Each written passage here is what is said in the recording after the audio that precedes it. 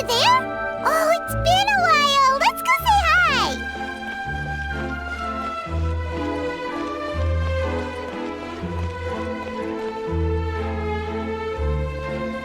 Hey, Navia! What you up to?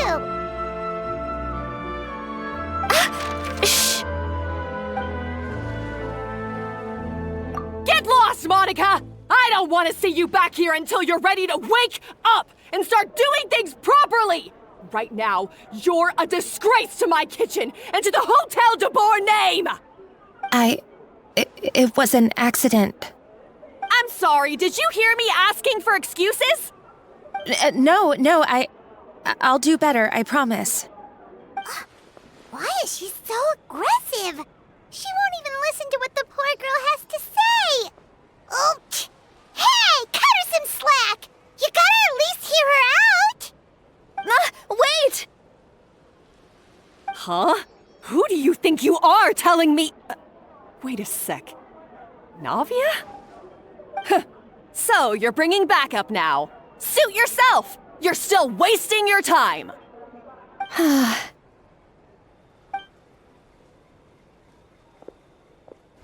Savannah, is this how you always treat your staff? My staff is right. I'm the one in charge here now. And last time I checked, the Hotel de Boer doesn't take orders from the Spina di Rosula. Of course. How you run your kitchen is none of our business. But when a member of your staff is so overworked he becomes gravely ill, that most definitely is our business. We're going to stand up for him, whether you like it or not. Overworked? I've said it before and I'll say it again. If Fermont can't handle the job, then tough luck. There are plenty of other capable people I can hire instead. But Philmont can do the job, he just... Monica, back inside, now! Huh? But you said I shouldn't come back until... Just do as you're told, and not another word out of you! Come on, we have work to do! Wow, what a horrible person. Sorry. Looks like I've dragged you into some drama again. Her name is Savannah. She's the new head chef at Hotel de Boer. Ever since she took the job, she's been enforcing a brutal work regime and putting a huge amount of pressure on her staff. One guy was so overworked, he collapsed from illness. He's been bedridden for days, and he can barely even talk properly. I'm sorry. It's all my fault. I don't deserve to be a chef. At his family's request, the Spina di Rosula is trying to mediate on his behalf. We're not exactly making a ton of progress, as you saw. Savannah is adamant that Vermont's exhaustion and illness have nothing to do with her or how she's been running her kitchen. She's refusing to have any kind of meaningful dialogue with us. Our next thought was to talk to the other chefs at the restaurant and get a better idea of their working conditions. But with Savannah watching them like a hawk, no one has been willing to open up. And that's why I'm here, doing it the old-fashioned way. Camping out, watching, and waiting for an opportunity. Oh, shoot. It all makes sense now. Sorry. Paimon should have thunk before she spoke. Did Paimon ruin everything? Oh, no, not at all, Paimon. Honestly, the way she was laying into Monica, someone had to step in. I'm sure I would have piped up if you hadn't. And besides, I don't really think I'm built for espionage. Yeah, meaning it's gonna be all the more difficult to get the inside scoop now. Oh, I might as well head back to the Fleuve Cendre then. We'll need to come up with a whole new game plan. Paimon will join you, 'cause this is kinda all Paimon's fault. Guys, it's fine. You don't need to worry about it. That said, if you were planning to visit the Fleuve Cendre anyway, let me take you out for a meal. I'll make sure it's a proper feast. A really famous chef just joined the Spina di Rosula's tavern. Her name is... Sorry to interrupt. I just wanted to apologize for the scene you witnessed just now. We shouldn't subject our customers to that. This is a small token from us. It's some candy from Monica. She asked me to make sure it was delivered into your hands. Monica's the one apologizing? Huh. Clearly Savannah is the one who owes an apology. Our head chef has been a little highly strung lately. Sorry for everything.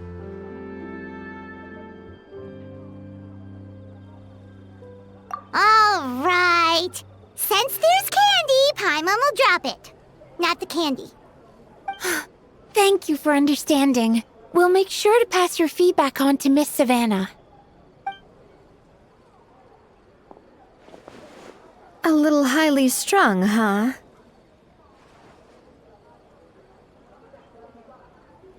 Paimon doesn't get it. How did someone like her even become head chef? Well, according to Fermat's family, she hasn't always been like this. But that's a story for another time. Let's try this candy. Oh, Paimon totally gets it. Come on, dig in! Huh? Hold on, there's something written on the wrapper. Find Escoffier.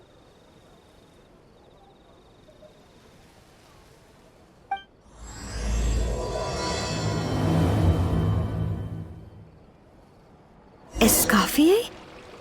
Could this mean... Huh? You know that name, Navia? Yeah. Let's stick to the plan and go back to the Fleuve Cendre for now. That's where we'll find Escoffier anyway.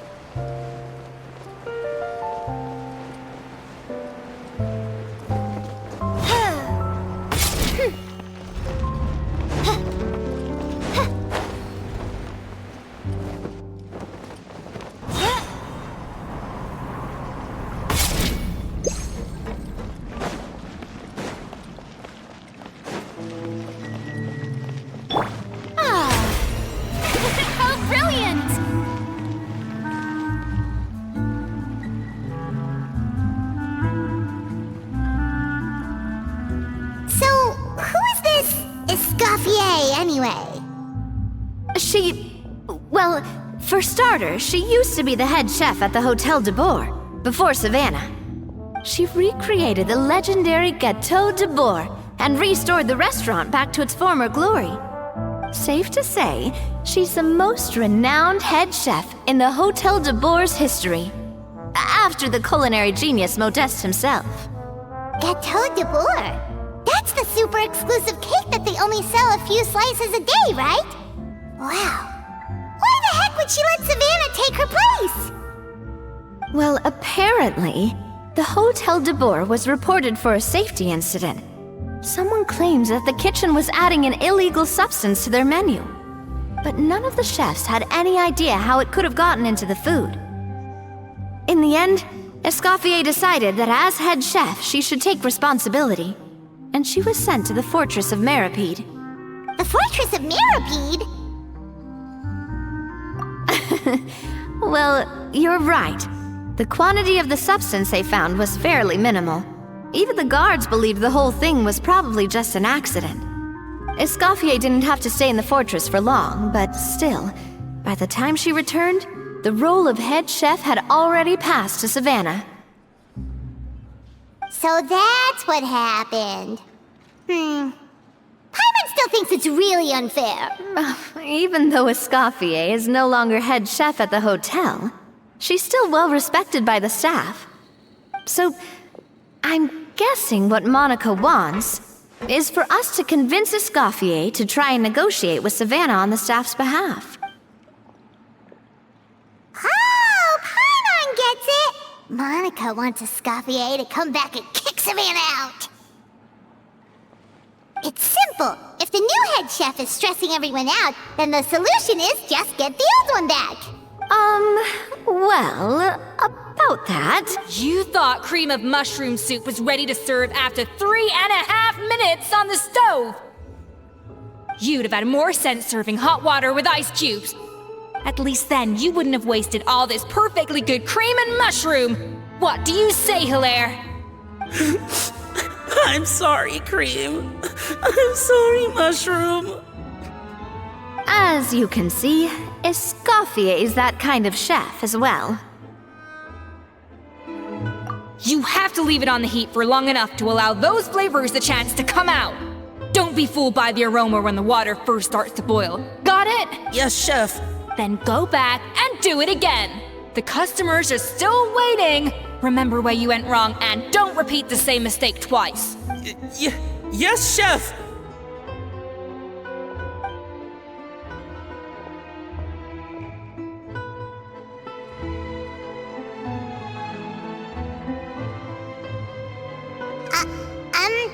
Excuse us,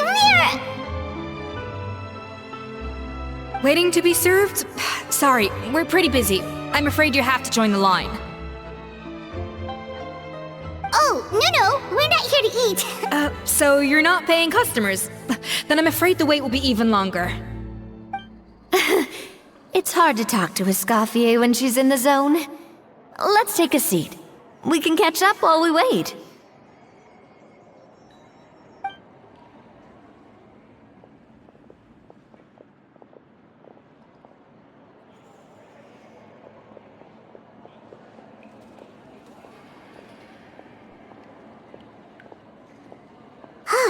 Looks like the rush hour is finally over. Is it always this busy here?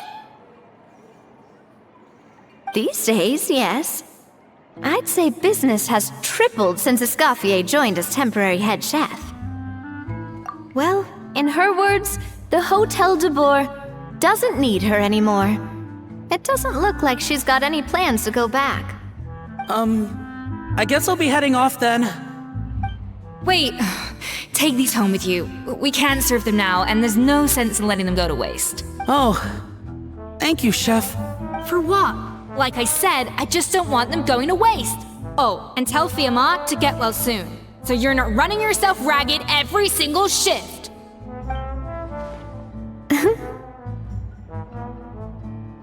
Fiamma. That's the second time we've heard that name. Who is that again? He's the chef that fell ill from stress. Hilaire is his son. And with Mom stuck at home taking care of Dad, he decided to pick up some work to help pay the bills. Escoffier knows their situation, so she's been making some extra food every day for him to take home. Hey, I heard that, Navia! I've told you before, no one's making extra food. Hilaire is making blunders in the kitchen, and I can't serve his failed dishes, so he might as well take them home. Yeah, failed dishes that just so happen to be nutritionally complete every single time. So you two must be the world-famous traveler and his companion, Paimon. Yes? Is there something I can help you with? Oh, so you know us already. We'll skip the introduction then. We are here to talk about Savannah. Oh, I certainly am. The Spinner's headquarters are right next to the tavern. And I've lost count of the number of times Navi has come to pester me about it. But I don't work for the Hotel de Boer anymore. And being ex-head chef doesn't give me the right to interfere with that business. Besides, I'm the one who persuaded Savannah to take the job in the first place. What? Well, she was a much gentler person back then. A little timid even. She wasn't at all confident that she was the right fit for the role. That's hard to believe. Are we definitely talking about the same Savannah here? Honestly, I do wonder if she's just emulating me. I mean, I'm not the most pleasant head chef to be around either. Anyway, suffice to say that given the history between us, it'll be tricky for me to tell her she's doing her job wrong without coming across like a huge hypocrite. Fiamma and the others probably think that Savannah gets it all from me. I wouldn't be so sure about that, Escoffier. Look at this note we got from Monica. She mentioned me. Whatever shortcomings you feel you have, it looks like Monica still trusts you. As for the others, well, how can you know what they think unless you ask them? Monica. Plus, it's not like we're asking you to storm in there and raise hell. We're only in the initial phase of our investigation.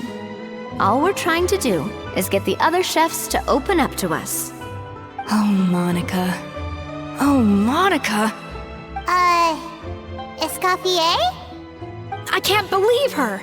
Powdered sugar is supposed to be applied sparingly.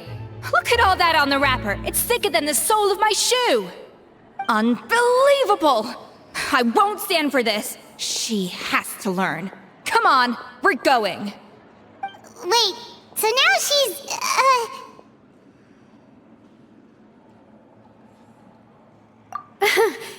Let's go catch up to her. We don't want to keep her waiting.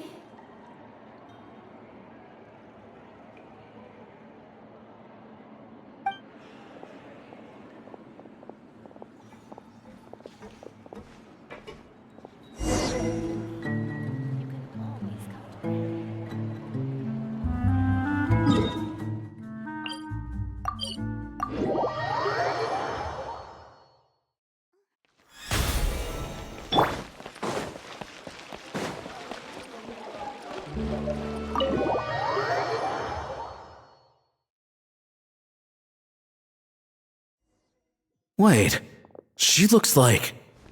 Is that a Escoffier? I'm sorry. I'm so sorry.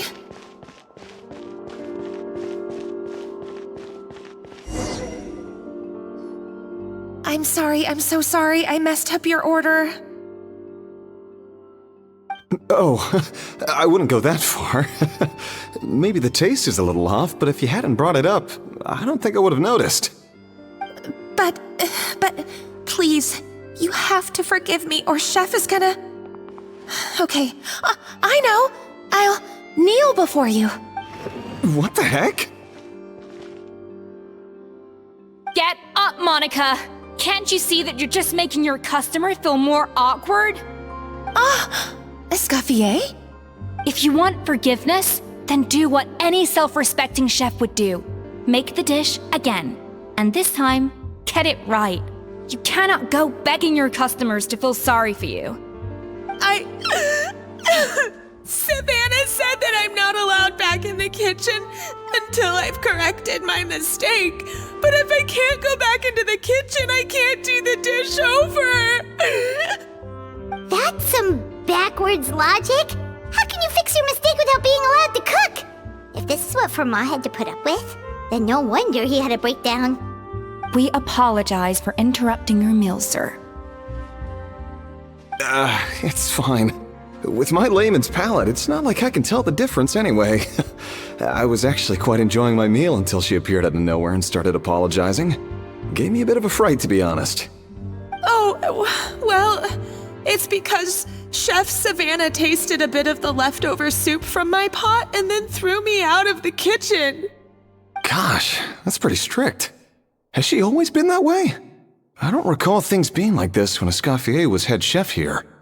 I gotta say, you're all looking a little worse for wear these days.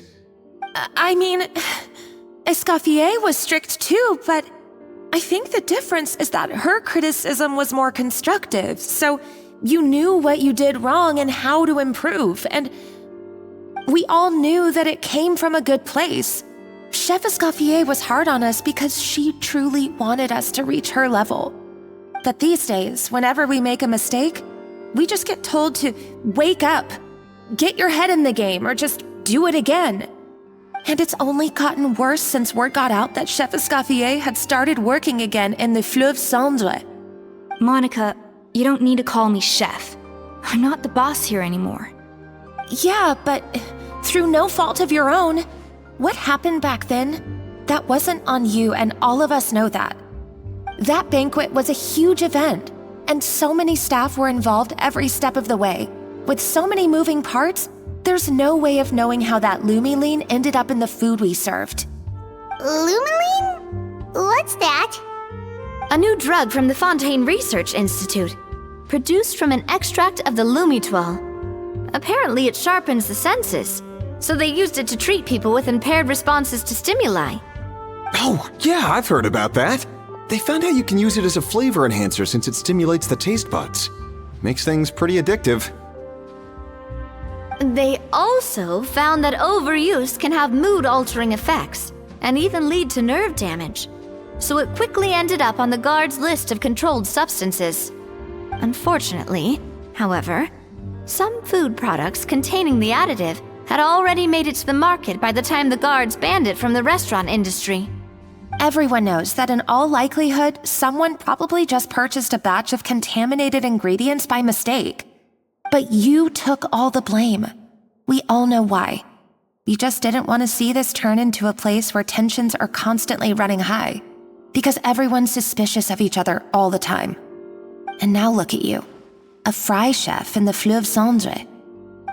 What are you trying to say? Sure, the Spina's Tavern is no Hotel de Boer, but come on, it's not that bad, is it? Oh, the Fleuve Cendre, you say? Great! That's where I'm dining from now on. Monica, I'm very happy with my current job. And there's no changing the past. We just have to let bygones be bygones. Besides, at the end of the day, I was the head chef, regardless of whose mistake it was. Ultimately, the responsibility lay with me. If only Savannah was half the boss you were. I'm sorry? Do you have a problem with my conduct as head chef? No, chef. So you do remember who's boss? Escoffier? I thought you'd left this place for good. What are you doing back here? What happened to you, Savannah? Why are you acting like this? When I turned this place over to you, You made me the head chef and gave up your right to tell me how to do my job. You're not the boss here anymore, so stop acting like you own the place. Whoa. Sounds like someone has a chip on her shoulder.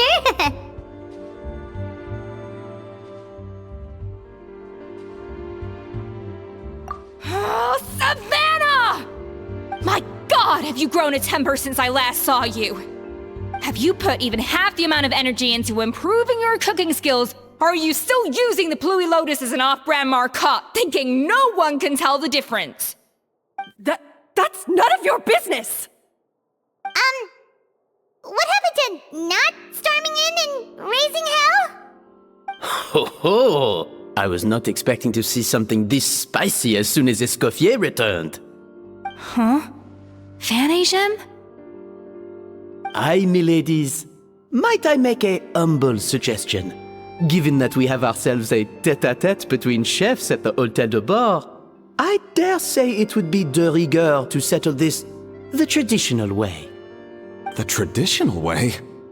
That can only mean one thing.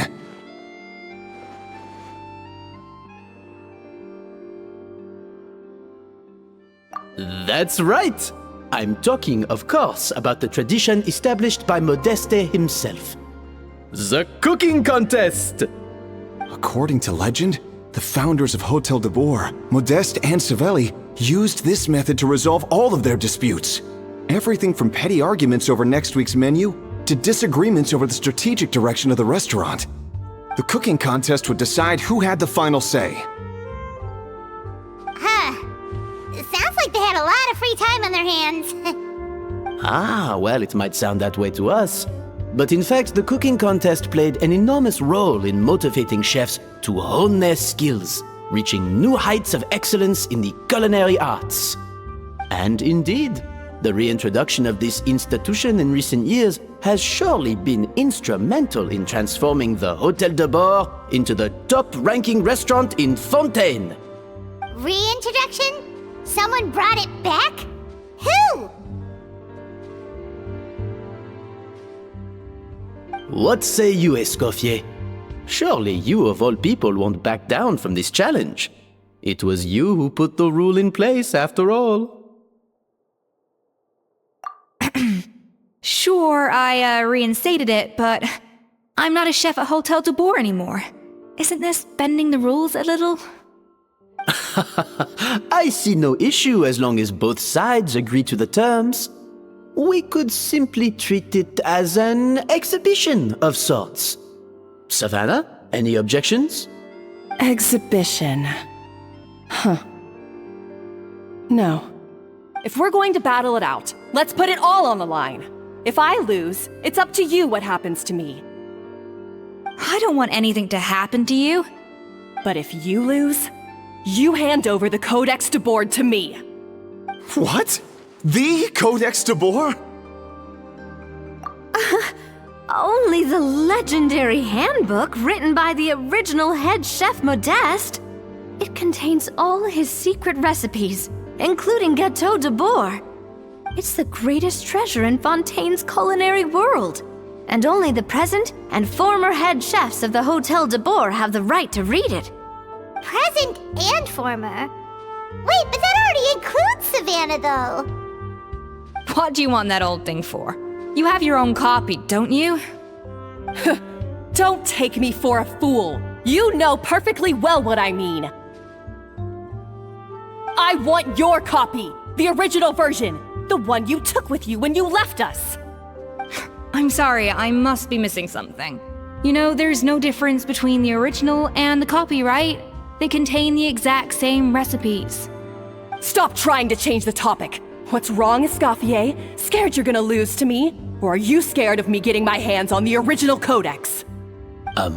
Savannah, you may remember that we gave her the original as a parting gift to thank Escoffier for her years of service. Asking for it back feels a little, Oh, I'm sure it won't be an issue, as long as both sides agree to the terms. Those were your words, weren't they? And as for the contest itself, let's make it a bake-off. Gâteau de Boer, per the recipe in the Codex. Well, Escoffier, you against me. Are you in or out? You sound surprisingly confident. Alright then, let's see how much you've actually grown. I hope you surprise me, Savannah. I'd hate to find out that all you've learned after this long is how to chew people's heads off. Believe me, I'll show you. Escoffier, are you sure this is a good idea? You accepted her terms a little hastily. Oh, it'll be fine. Let's head back to the Fleuve Cendres so I can get prepping.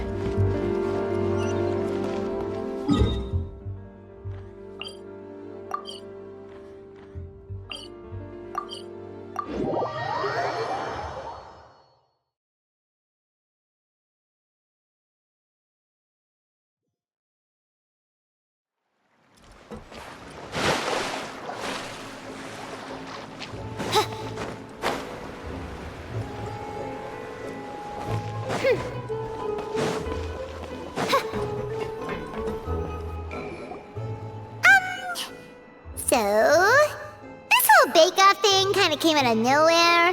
Was it really sensible to just go along with it? Well, I got a sense that she's holding something back. But we chefs always express ourselves in our cooking. So if she won't talk, this might be the best way to find out what's really going on with her. Huh? Holding back? Sure didn't sound that way to Paimon. Escoffier only picked up on it because she's the same way. Always closed off, never letting you know what she really thinks. That's patently false, at least where your macarons are concerned. I've been nothing but truthful with you about the disgraceful amount of sugar you use. Okay, that's one case where you can keep your thoughts to yourself. Oh, that? Well, it's not so much a recipe book as a diary of Modeste's adventures. Back in the day, he and his good friend Savelli explored far and wide, partly adventuring, partly looking for new ingredients and developing new recipes. Their creations had an enormous influence on the course of Fontaine cuisine, turning it into a much more vibrant and diverse scene. For instance, legend has it that the original Gâteau de Boer was made using a special secret ingredient that Modeste discovered on one of his adventures. So rare was the ingredient that they could never make more than 16 slices of the cake per day. But everyone who tried it claimed that it was one of the most blissful and invigorating things they had ever tasted. Modeste and Savelli went on to found the original Hôtel de Boer, which catapulted them to stardom in Fontaine's culinary world. especially Modeste. He was hailed as a once-in-a-generation genius, and over time, the recipes from his adventure log became known as the Codex de Boer. Ah, Paimon's heard this kind of story before. Armed with the Codex, the Hotel de Boer took its rightful place as the finest restaurant in the land, serving those recipes for centuries to come. Something like that? What? No, of course not. Cooking is a constantly evolving art form.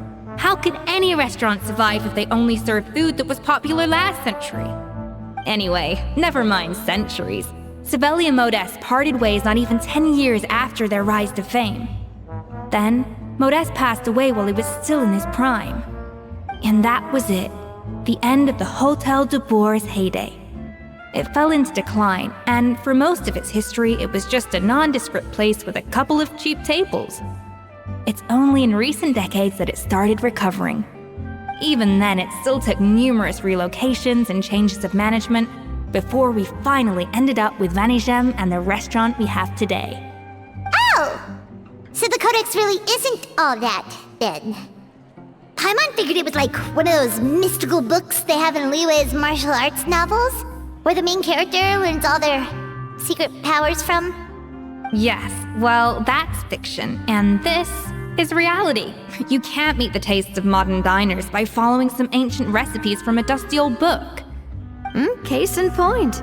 Even the Gâteau de Boer they sell now is actually Escoffier's reimagination. Wait, really? Why though? Didn't that recipe make it into the Codex? It did, but like I said, it's the dusty old book now, and the records aren't as legible as they once were. Not to mention that there's no way of finding the secret ingredient Modeste wrote about. So, reimagination is right. I consulted some historical records and took what I could from the Codex. But ultimately, the Gâteau de Boer of today is my own recipe. As for why we gave it the same name and kept the tradition of only selling 16 slices a day, well, you've got Vanigem's business sense to thank for that. Oh! Huh. Well, that kind of takes all the mystique out of it. Hey now, it might not be the original Gâteau de Boer, but it's still the most delicious cake in Fontaine today. And who knows, maybe Escoffier's version is more suited to your palate.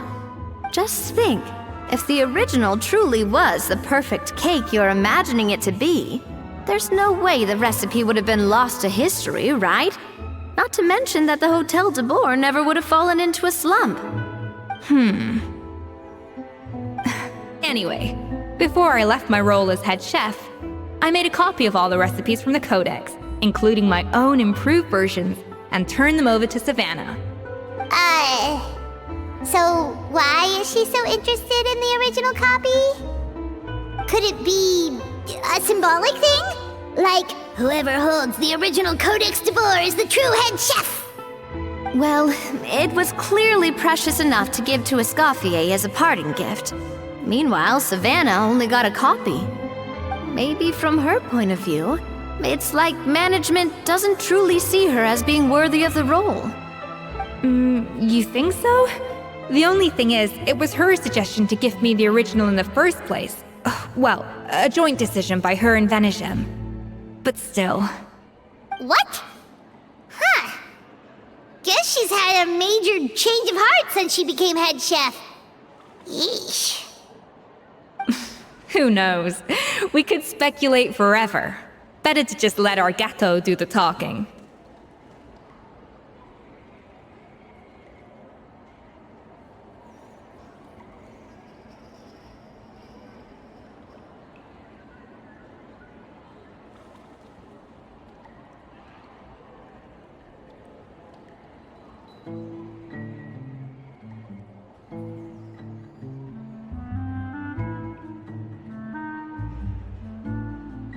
It means besting her in this bake-off, and then getting her to explain herself, even if I have to beat it out of her with a spatula.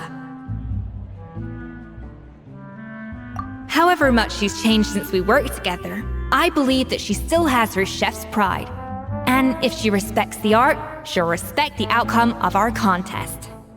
Well, I'm I'm confident that you and your spatula can get justice for Froment. All you need to do now is win the contest. But that should be a breeze for you. Let's not get too ahead of ourselves. Gâteau de Bourg is very complicated to make. Usually, it takes 3 chefs working in tandem to cover everything. Now, if I had to push it, I could probably do the work of 3 chefs myself. But I'd prefer to play it safe if I can find a couple of assistants in time. Well, that's easy. The 3 of us are veterans in the kitchen. You just need to pick 2 of us. Well, I have heard the Traveler is an accomplished cook, as well as a warrior. But be warned, I will hold you to exceptionally high standards. Think you're up to the task?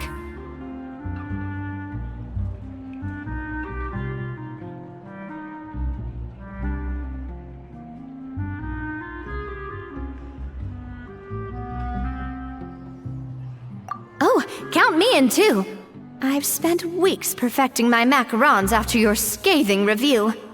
Even if it means competing against the Traveler, so be it. I'll show you what I'm made of.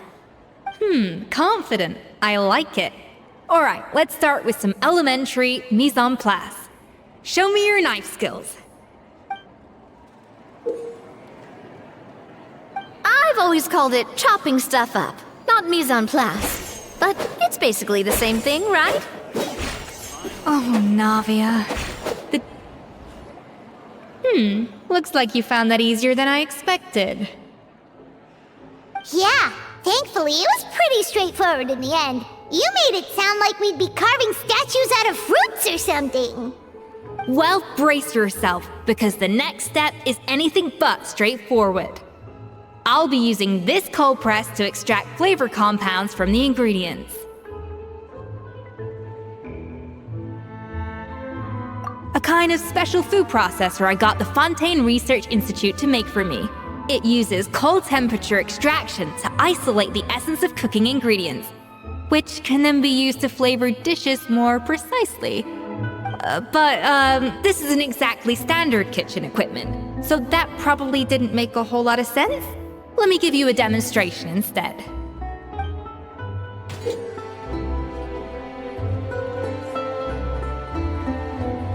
Custom-made equipment from the Fontaine Research Institute, huh?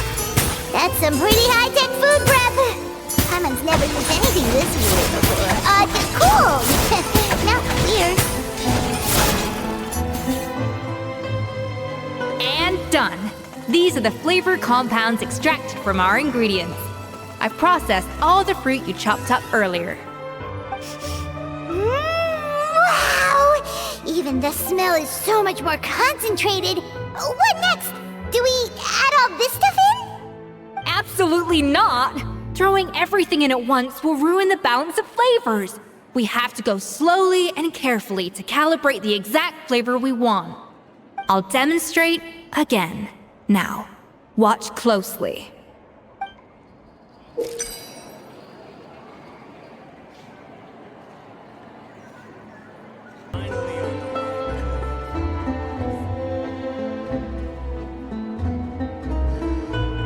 Slowly and carefully, not...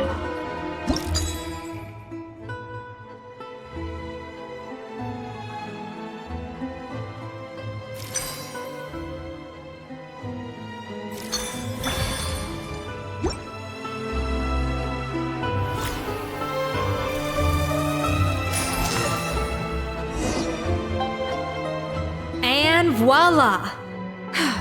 Now it's your turn.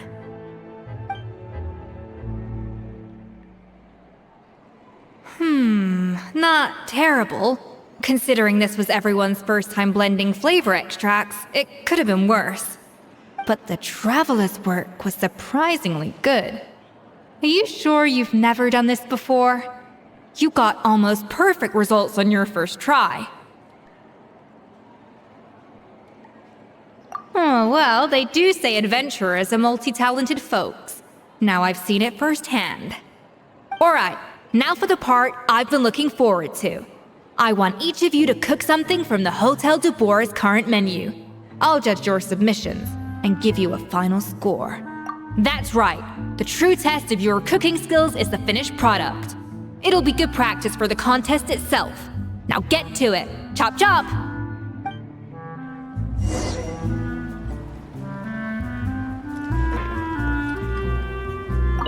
How's it going? Have you picked a dish yet?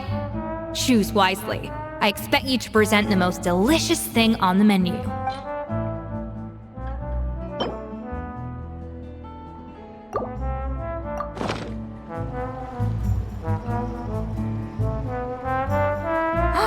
Look at that! With the grace of a snow-winged goose, as I like to say. Now, let the grating commence.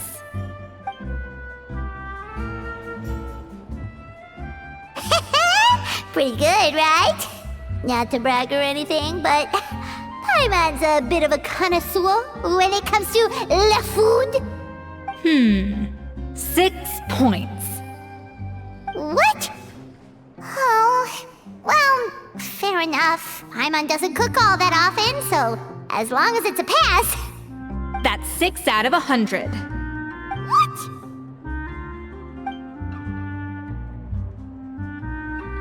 You say you're a connoisseur, but it's quite clear from this dish that you have far more experience consuming food than creating it. By that logic, I suppose you think listening to Lady Farina on repeat every day would make you an opera singer. Aww. Me next! I'll have you know that this batch of macarons has 2 whole tablespoons less sugar than my previous ones. So you went from 12 tablespoons to 10? Well, it's nice to know you actually measured it out. Because it tastes like you just threw in whatever was left in the jar. 6 points. Aww. Now to the final dish. So, what do you think? This is our last hope. 8 points. Darn! That's barely higher than what we got. Not exactly. The color is spot on. Beautiful aroma. Excellent presentation. I have to give this one 8 points out of 10. Maybe even 9 points. What? How did you pull that off? Don't get me wrong. There's room for improvement. But still, this is clearly the work of an accomplished chef. I can tell that you've put many hours of work into honing your skills in the kitchen. I can really taste the grace of the snow-winged goose in this dish. The traveler's journey, with all its trials, tribulations, and setbacks. Not to mention the frustrations of having a picky eater for a partner. Hey, you made that last part up! No way did you taste that! Well, it looks like I lost fair and square. I guess you'll be taking the Traveler as one of your assistants then? But if it takes 3 chefs, that still leaves 1 slot remaining. Maybe Paimon and Navia should keep practicing and see how it goes? Chef Escoffier. Oh, it's Hilaire! What brings you here? I heard the news about the cooking contest. You're doing Gâteau de Bourg, right? I was just wondering if you needed any help. And you think you're up to the task, do you? Oh, no, I know I'm not there yet. It's actually my dad who wanted to help. Firma, last I heard, you could barely get out of bed. Chef Escoffier, Navia, Traveler, thank you all so much for everything you're doing for me and my family. I've had enough of sitting around at home while you run yourselves ragged. If you let me, I'd like to help you win this cooking contest. Yeah, I was gonna say the same thing. Don't you worry. I'll be fine. I'm feeling much better now. I'm sorry. I know I've been rather useless these past few days, but not anymore. The fact is, I'm a fine chef, despite recent events. I've proven myself in the Hotel de Bourg kitchen, so if anyone's qualified to work under Chef Escoffier, it's me. I think. I hope so. Firma, have you even set foot in a kitchen since leaving Hotel de Boer? I have not. But I'm fully rested now. I know I can handle it. I'll prove it. Let me whip something up for you right now.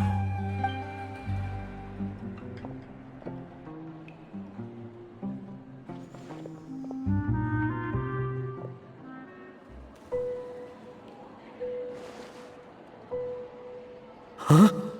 That's strange. Why are my hands shaking? What do you call this, Firma? I can't seem to grip my knife. Do it again! Again! Again! I... Hopeless. Get out of my kitchen yesterday.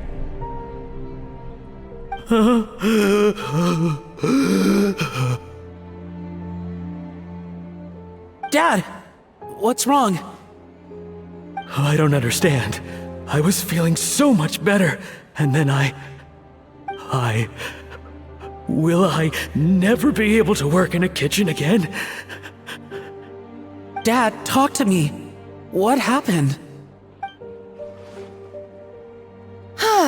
I think the real issue here is not physical exhaustion, but psychological trauma. Monica, when did you get here? Probably because you were all concentrating so hard on your cooking. I didn't want to interrupt your flow. But anyway, Firma, I'm so sorry. If only I'd known how serious your situation was, I would have stood up for you sooner. You have nothing to apologize for, Monica. During those long nights of redoing every order, you were the only person who looked out for me. Oh, come on. All I did was make you some tea. I doubt it was much help. Savannah was so ruthless toward you. I probably should have brought you something stronger. She sounds like the worst. All right, another Savannah horror story. Let's hear it. She's been getting harsher and harsher on us ever since she heard about Escoffier's new role in the Fleuve Cendre. Seems like no matter what we make, she'll find something wrong with it. What is this? It looks like a dog's been at it. In the trash now! Then she orders us to redo the dish again and again, but we never know what's going to make her happy. Do it again, do it again, do it again! Every time you remake it, you just get another earful from her. Either straighten yourself out or get out of my kitchen! So now, it seems like just picking up a kitchen utensil gives me flashbacks of her yelling at me. Oh man, that must be awful. The more I want to get it perfect, the more my hands shake, and the more scared I am of making another mistake. How can you give up so easily, Firma? You weren't a quitter when you were working for me. And even under Savannah, you talk about working late into the night trying to perfect your dishes. That says to me that you still hadn't lost that determination to prove yourself. What changed? I don't know what's come over me. When I think back, I just remember feeling like my heart and my hands were growing heavier and heavier as the shift went on. Each time I had to redo a dish, my heart sank a little further. Maybe Savannah was right. Maybe I am just hopeless at this. Dad. I see. Well, it sounds like there are some deep issues at work here. Ones that won't be resolved by merely seeking compensation. I will win this contest, and after that, I encourage you to approach Savannah and talk this out. But what if you can't find another assistant in time? Clearly, I'm in no state to help out. You think being one person short will ruin my chances? Let's not forget, I taught you and her everything you know. Even if I had to go it alone, I would present the perfect gâteau. Oh, well, Paimon and Nadia will still keep practicing, just in case. And so will I. Yeah, and if worst comes to worst, we can always get the Spina di Rosula to put out an emergency call for chefs. There's gotta be someone out there, right? Actually, I thought maybe I could help. That's sort of why I'm here. What? Why didn't you say so? I was going to, but then... well, this is the first chance I got. You do this for us? Thank you so much, Monica. Alright, fine by me. But aren't you still working for Savannah? Joining the other side seems like a guaranteed way to put your future employment in jeopardy. I know, but it's all right. I've made up my mind. With the way things are, I can't keep working for Savannah much longer anyway. Unless I want to become the next Fermat. I'm done with sucking it up. It's time to try and turn things around. If this cooking contest can get Savannah to see the error of her ways, then I'm sure she'll forgive me for this.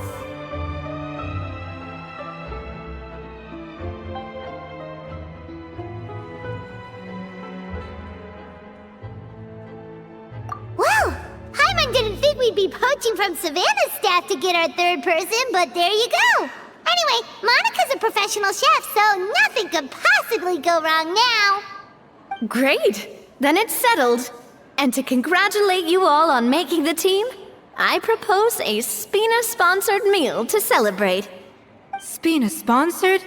Wait, you mean I'm cooking? Well, I promised the traveler a feast in the Fleuve Cendre. And I know how much you've been looking forward to it. Yeah! Feast, feast, feast! Alright, if you insist, then prepare for some of the finest food of your lives.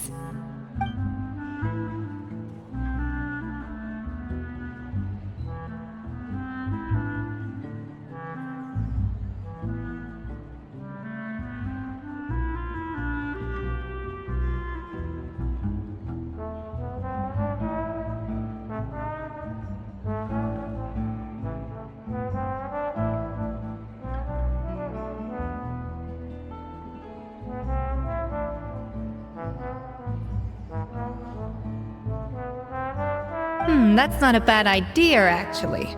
Wait, hold on. You need to finesse that further.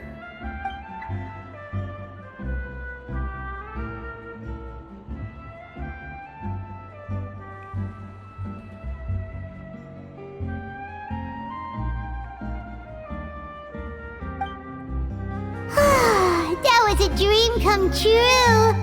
Paimon never knew Fontanian cuisine could be this good.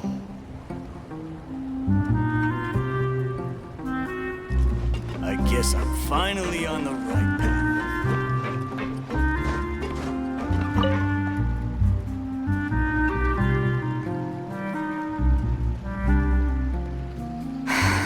Why, Savannah? Why? Oh, nothing.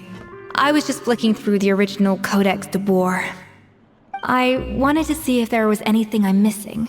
Something I hadn't noticed before. That might explain why Savannah's so desperate to get her hands on it. But I can't find anything. It's just some hastily scribbled recipes in between diary entries from Modeste's adventuring phase. And most of it's not even legible anymore. The copy I gave her not only has all the recipes in full, but even includes my own private tips and notes from years of experience. Surely that's infinitely more useful than this old thing. Yeah, maybe. Still, it's just hard for me to imagine that the Savannah I knew would go to all this effort just to make a point. We were. At least I always thought we were. She was a little shy, but meticulous with everything and everyone she dealt with. She made a few mistakes here and there, but she was quick to correct them whenever they were pointed out. And she was always striving to improve as a chef. Those qualities are why I recommended her to replace me as head chef. I never imagined for 1 second that she'd cause Fiamma and the other staff so much grief. Well, I mean to an extent, of course. I pushed hard for her to get the role. And the idea that she turned out like this because of me is difficult to come to terms with. I wonder if this is how Modeste felt back when he was writing the Codex. Yes, with his good friend and co-founder of the Hotel de Bourg, Savelli. The story goes that after Modeste unveiled his Gâteau de Bourg and was hailed as a culinary genius, he was admired and adored by all. But his newfound fame slowly drove him and Savelli apart. Unlike Modeste, whose every new creation was an instant hit, Savelli seemed to face setbacks every turn. Doors that would swing wide open for Modeste would shut in Savelli's face. And with Modeste being whisked off to all manner of functions by his celebrity friends, he had less and less time to discuss the culinary arts with Savelli. People started gossiping about Savelli, and their relationship between the two gradually soured. Everything came to an abrupt end when Modeste, still in the prime of his life and still hailed as a genius, suddenly died from an acute illness. And that was it. They neither had a decisive split nor got the chance to properly reconcile. Their story just came to an end. One rumor had it that Savelli actually killed Modeste out of jealousy, even as the latter was hoping to make amends. Unlikely, it's a popular theory, but there's no real basis for it. At least there are no records of Savelli ever being convicted of a crime. Still, beyond a point, there's no way of knowing what truly happened in the past. All we can do is try to make sure the present doesn't quite go as badly. And that's why I have to win this contest tomorrow. Then get the truth about everything that's been going on, even if it means cracking her open like a nut. Really? Well, I like the confidence. Don't let me down tomorrow, then. You better bring your A game.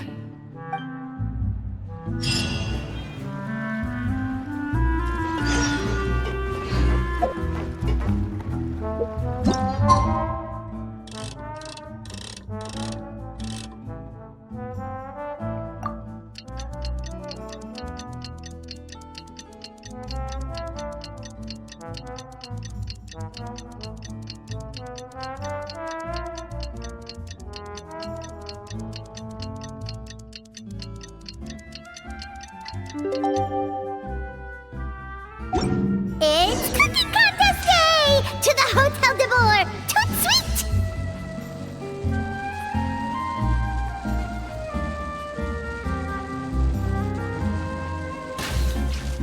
I guess I'm fine.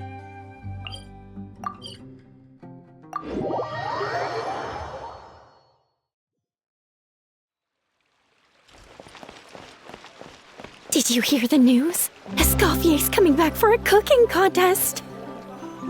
Wait, seriously? Escoffier in a cooking contest? Now that I've got to see. I don't get it. Why would anyone in their right mind challenge her to a cooking contest?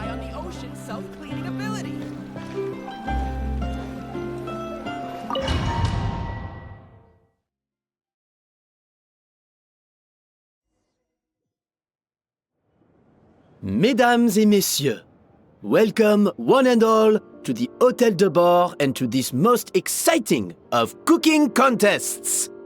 Savannah, I've brought the original copy of the Codex you asked for. Monica? Huh.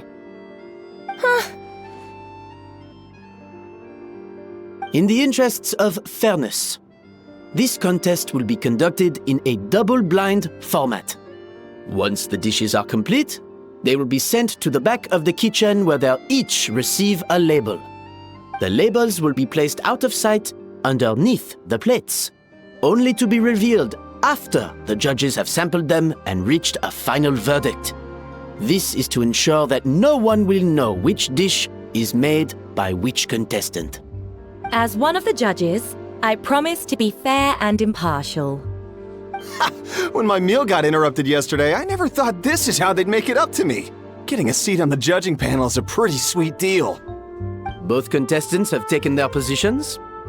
Then, without further ado, let the Hotel de Bourg cooking contest commence!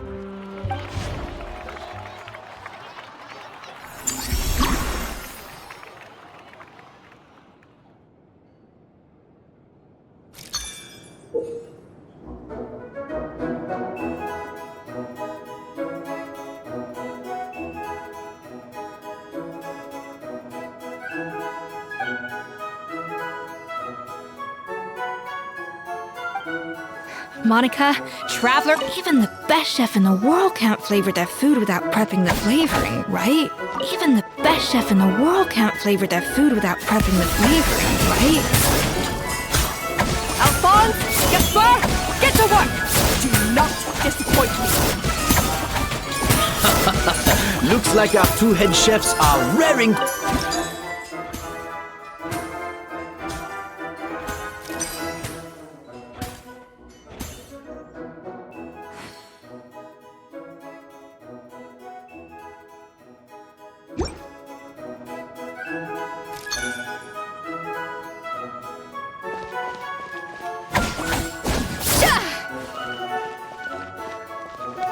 That should be enough flavoring. Now hurry up and balance the flavor.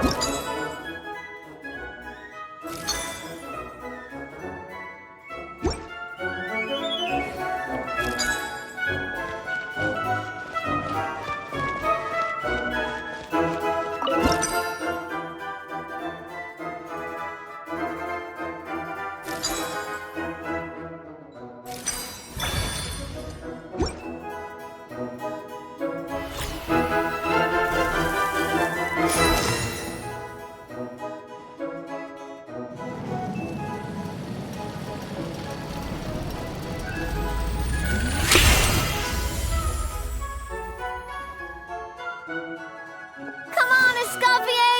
Come on, Traveler!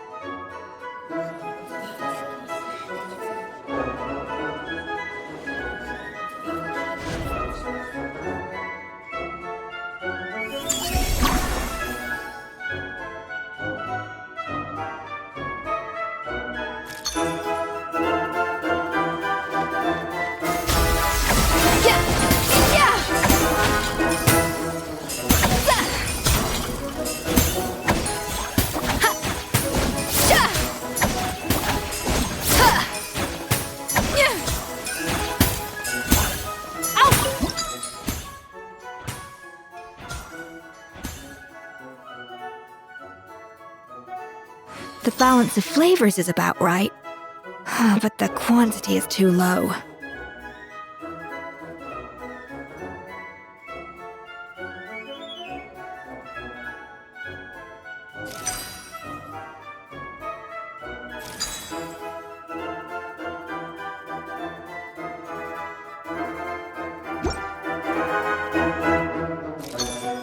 Yes, chef! Oh, tension in the ranks on Team Savannah. Will this slow their progress? Stay calm.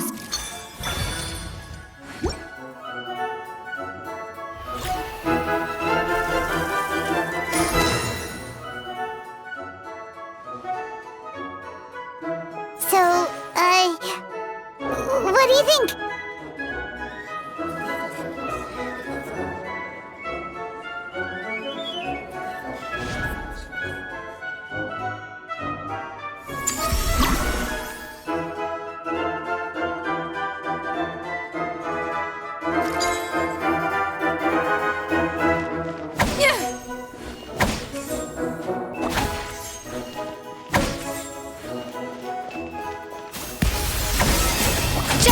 Escoffier is already on the fight.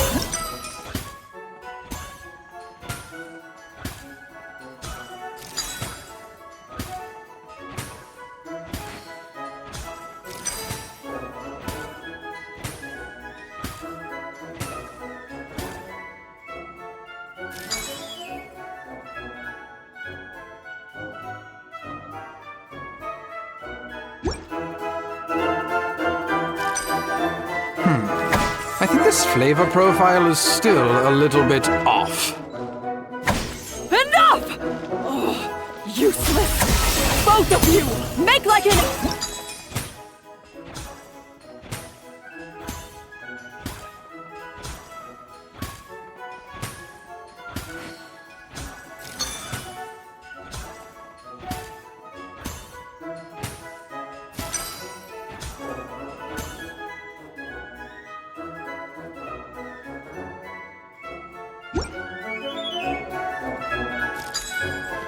Wow!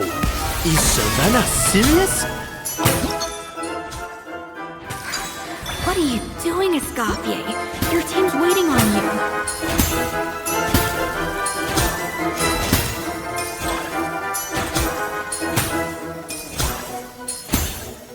You can't match Escoffier's talent.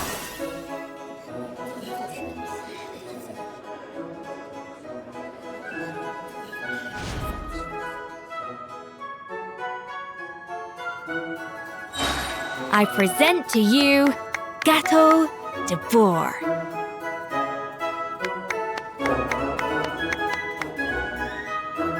Goose on the loose!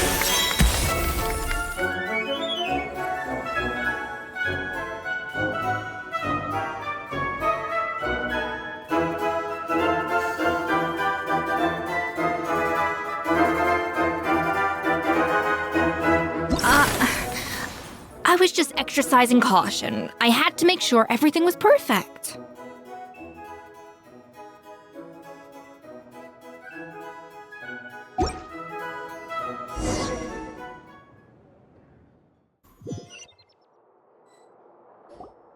Time's up!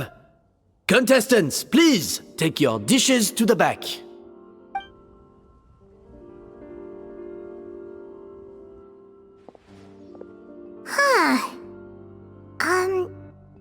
That guy was right. You really can't tell whose is whose just by looking at them. We both made the same dish after all. For all her flaws, Savannah's a talented chef who earned my recommendation for good reason. She wouldn't screw up something as elementary as the cake's appearance. Whoa! This is really rather good. Wonderfully soft and fluffy. Beautifully sweet. This is a masterclass in how to make Gâteau de Bourg. I would give this one at least 9.9 out of 10!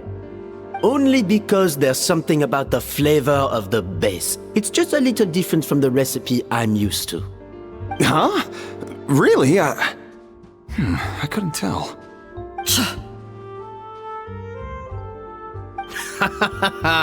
All right, on to gâteau number 2. I haven't had a single bite and already this aroma is a delight to the senses. I have a feeling that this gâteau will be a gâteau for the ages. How exciting! I'm gonna dig in.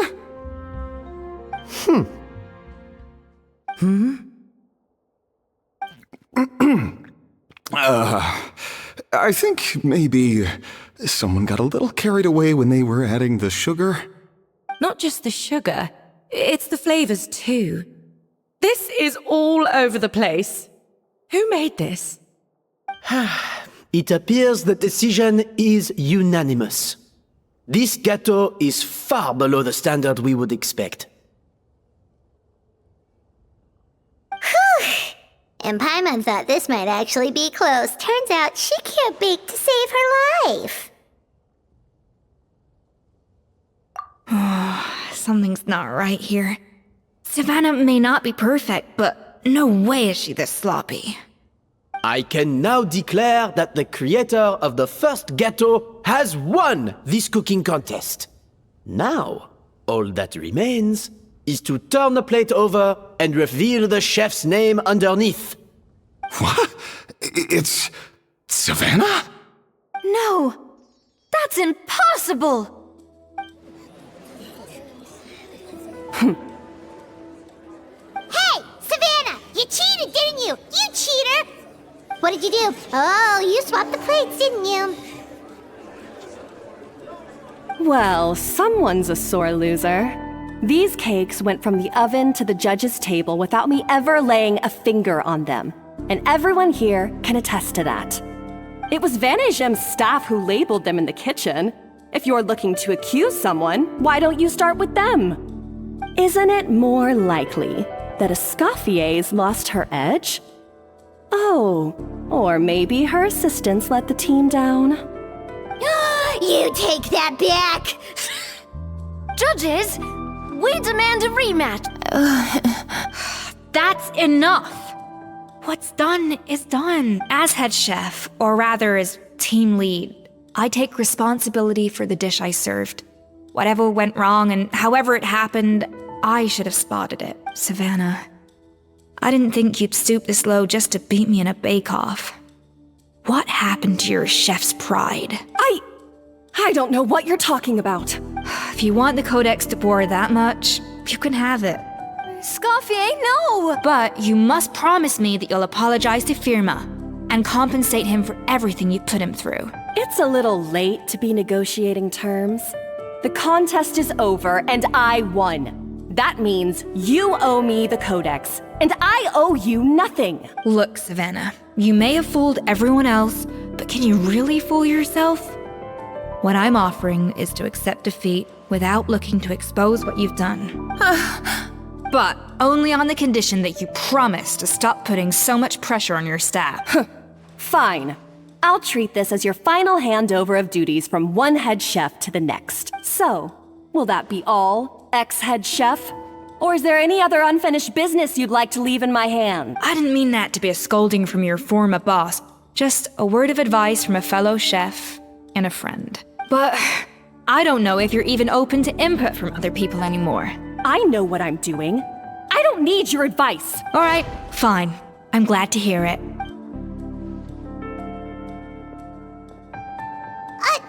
Escoffier! The Codex de Boer! Finally. Now, at long last, I will succeed. Escoffier? How could you let her get away with this? Yeah! The Codex is a souvenir of your time here! Doesn't that mean anything to you? It's alright. It was just a bake-off, not the end of the world. I'm already over it. Besides, it's not all bad. She agreed to compensate Firma. That's mission accomplished for the Spina. Honestly, if I'd have known that giving her the Codex would solve everything, I'd have just done that in the first place. I mean, why bother with the whole cooking contest? It's such a waste of time and energy.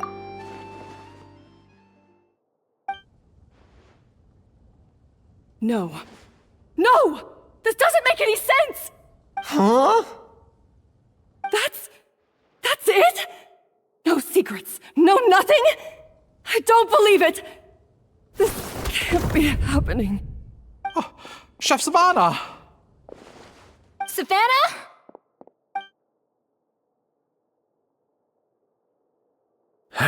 It's nothing life-threatening. Just a lot of pent-up stress and exhaustion. Oh, I knew it. Pent-up stress? The truth is, however hard she might be on the rest of us, the person she puts the most pressure on is herself. Yes, there are nights when she makes us redo things over and over into the wee hours. But for her, it's every night. She'll hide herself away in the kitchen, working on new techniques and recipes, and only realize how long she's been at it when we come to work the following morning. But why? Why would she do that? Our best guess is she doesn't want to be seen as less of a chef than Escoffier. And there it is. Even so, that's no excuse for taking her anger out on the rest of you. Yeah, and it's definitely no excuse for cheating in the cooking contest. About that, we honestly have no idea how she did it. We were focused on our own work the whole time, like she asked. Leone and Algalia were the ones I tasked with labeling the cakes. I've already spoken to them both. They're at a loss to explain it too. Not to worry. Come on, join me downstairs. I'll interrogate the guilty gâteau myself.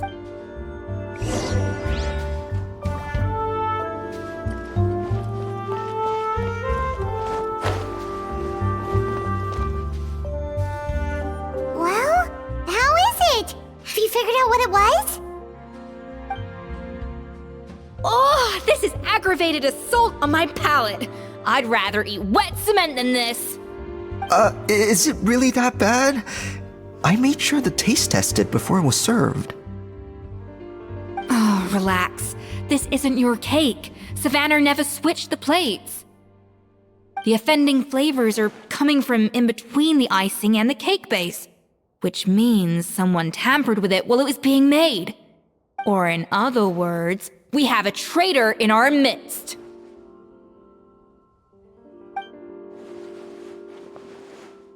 I'm sorry. I was forced into it. It was Chef Savannah. She said if I didn't cooperate, she would... Calm down, Monica. I've already accepted defeat. And if I wanted retribution, I would have brought this up when the results were announced. Whatever's going on with you, just spill the beans. There's no need to hide it.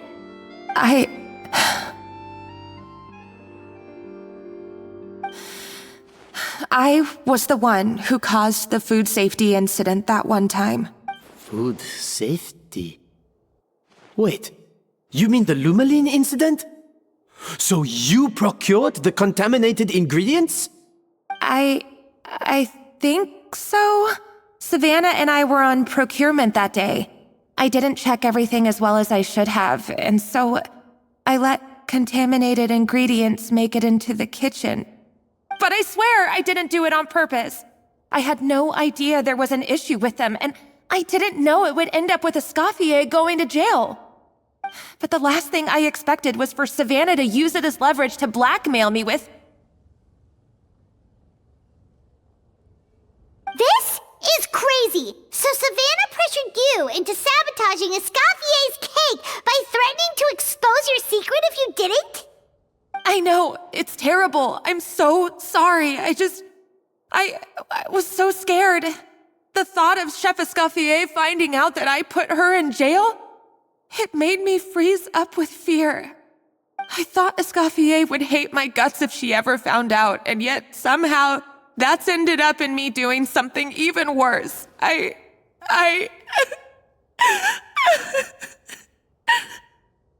Seriously? All this fuss over a little slip-up? Huh? Firstly, it's not like I got a life sentence. I did my stint at the fortress, and now I'm out. And secondly, I had my own reasons for leaving the Hotel de Boer. This wasn't the only factor. So, you don't need to feel ashamed or frightened or anything like that. Any more than you need to add butter when you're pan-searing foie gras. You mean... you forgive me? Oh, well, I'm not saying you don't have to take responsibility for your mistakes. You should tell Vanagem to mark down your performance for the past few months. Then do some digging and find out exactly where those contaminated ingredients came from. Sure, you've made mistakes, but now's the time to fix them. Understood? Understood.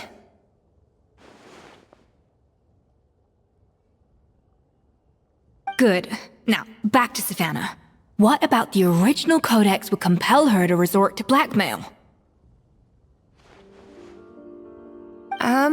I have my suspicions. Not that I've got any proof to back them up, though. Ugh. What happened to me?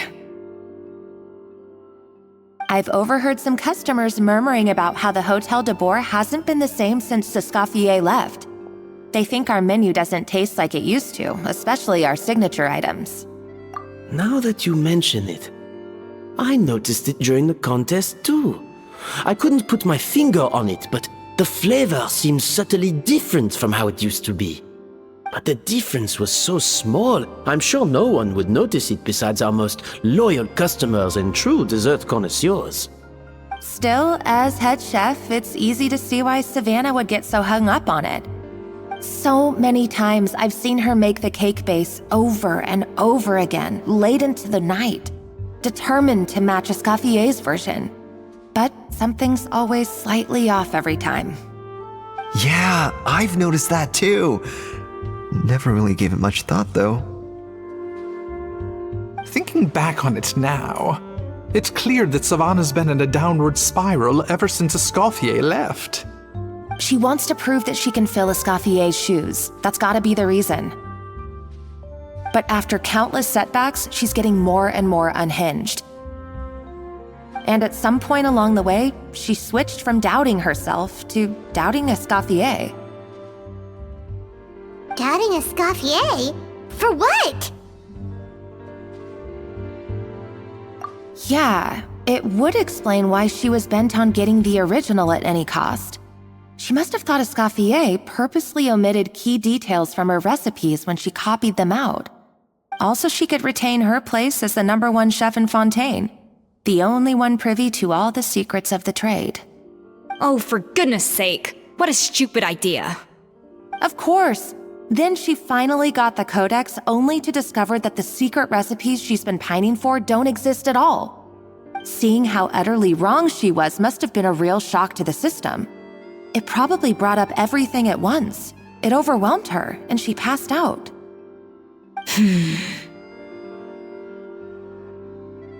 There's still one thing that doesn't make sense, though. If Savannah had the real recipe all along, how come it tasted different? She might not be on the same level as Escoffier, but surely after like 50 attempts, she'd get it right one of those times. You'd think so, but geniuses like Escoffier are in a league of their own.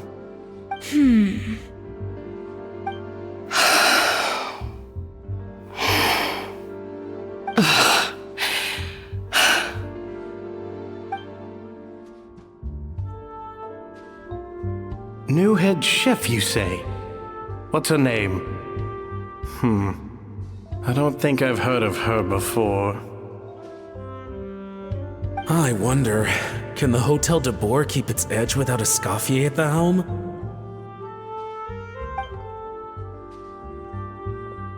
This tastes different from last time. Is it undercooked or something?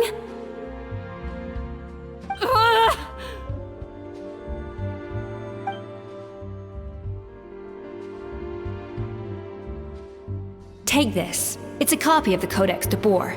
From now on, you will be its keeper. Don't listen to the doubters. If I say you can do it, then you can do it. Even if you don't believe in yourself, at least believe in me. Hey, did you hear me? Once I'm gone, the restaurant is all yours.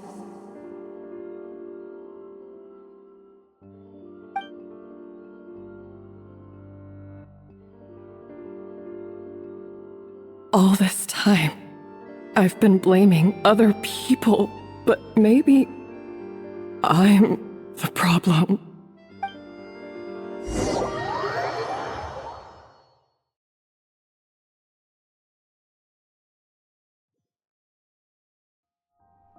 I sincerely apologize for putting everyone out. Savannah's awake now, but I don't think she's ready to speak to anyone yet. Let's give her the day to calm down. I'm sure you'll have the chance to talk everything out tomorrow. In that case, I'll go and update Firma and his family. I wonder what he'll make of all this. So, we'll come back tomorrow then. That was a long day. I think I've earned myself a sweet treat when I get back home. Oh, nice! Macarons? Or are you gonna switch it up this time?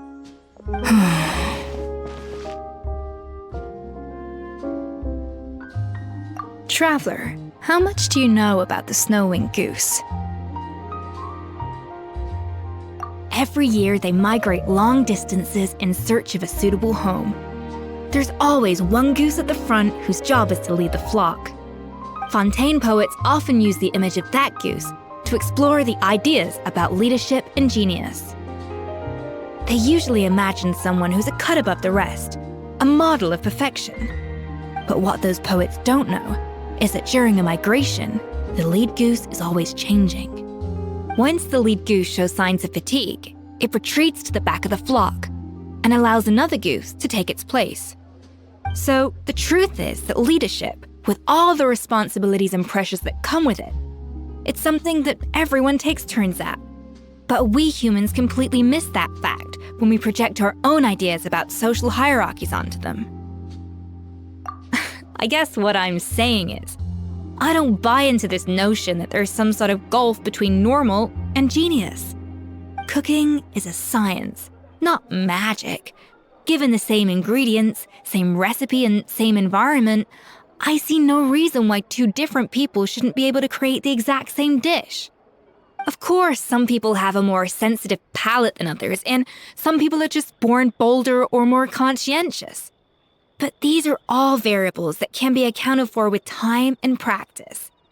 I'd have no reason to expect so much from others if I believed that perfection can only come from the hands of a genius. The only reason I hold people to high standards is because, well, I believe they're capable of greatness.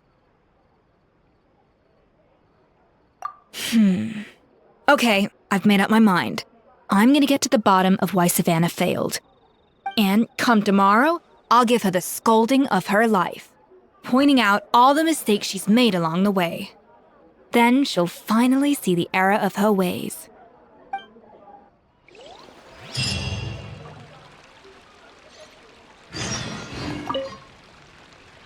Thank you for your words of encouragement. I'm gonna head to the Hotel de Boer and spend the night investigating. I guess I'll see you tomorrow. Genius? Calling someone a genius is just another way of saying I'm too lazy to figure out how I need to improve. It's a defeatist attitude and I won't stand for it.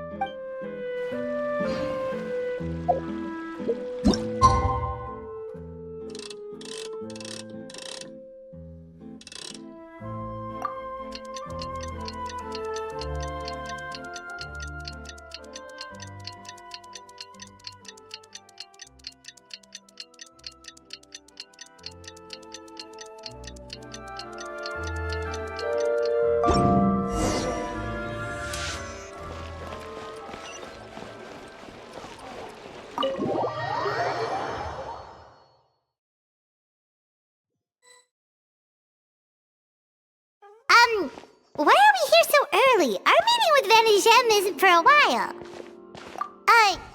Check on her? Why? What happened? Oh no. Escoffier, are you alright?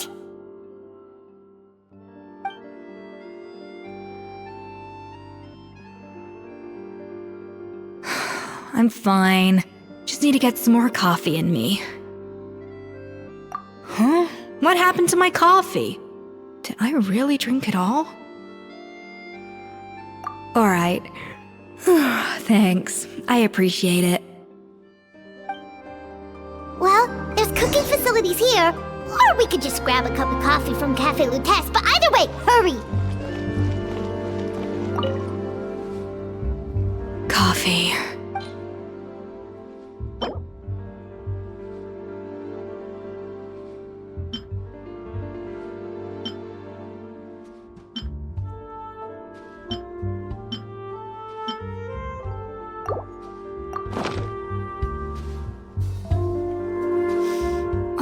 I smell coffee.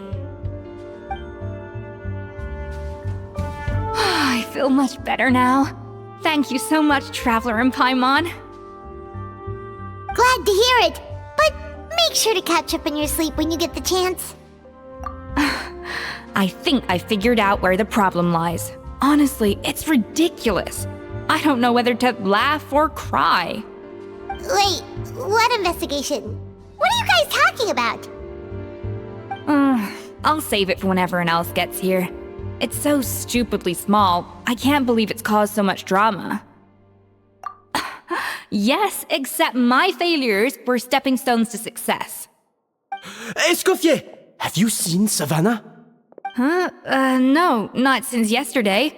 Why? What's wrong? After seeing her home yesterday, we were all a little concerned about how she was doing.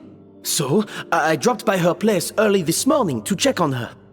Only to find an empty house with the doors wide open. I left Alphonse and the others to keep watch at her home, while I checked the Hotel de Boer. I'm worried something bad might have happened. If she's not here, then where could she be? Boss, Escoffier, bad news. Alphonse? You're supposed to be keeping watch at Savannah's house. We were, but then, just after you left, we found this stuff in her house.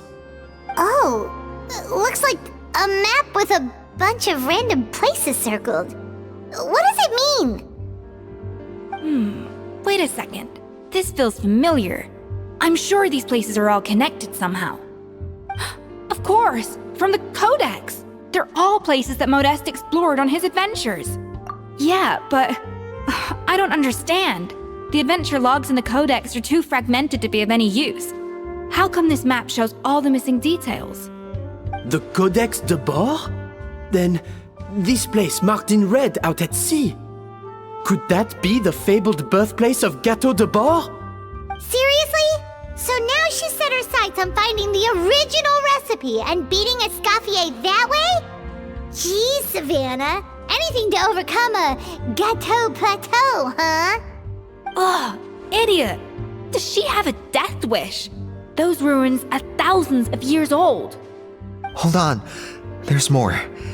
Besides the map, we also found these letters.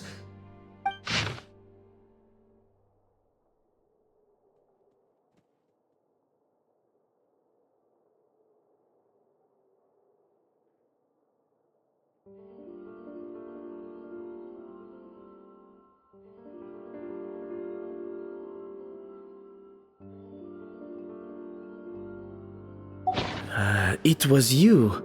You let the Lumaline through, didn't you? It sounds like a threat letter. Does this mean that Savannah was responsible for the safety incident? And not Monica after all? Retrieve the Codex by any means necessary. So the cooking contest and the cheating. Someone else was behind her pulling the strings? She's keeping the true recipe to herself. Ugh, this is all such a mess. Paimon needs a second to process this.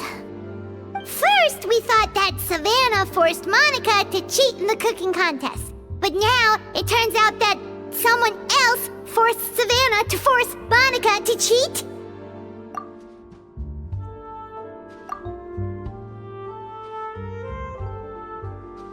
You're finally here. Of course. I should have put 2 and 2 together as soon as I read your threat letter.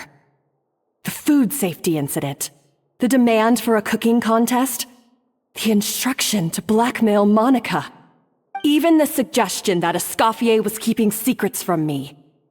It was all part of your grand plan, wasn't it, Monica?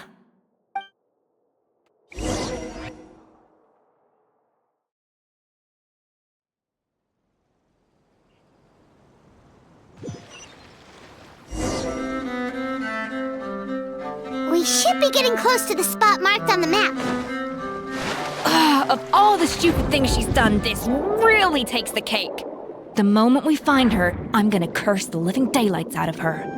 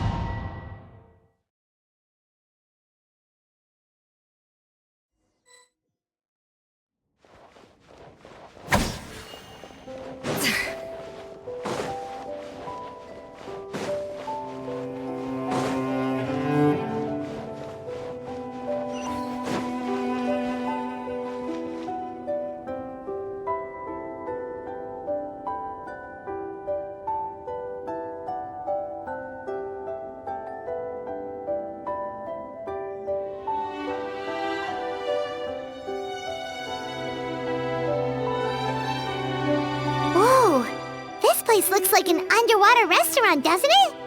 Suddenly, the idea of an adventure chef finding secret ingredients makes a whole lot more sense. I think Modeste's Codex mentioned this place. A public bath from the time of Remoria. So yeah, definitely the kind of place that would have served food and drinks. Huh? Some blubber beasts have come to join the party? How did they get here?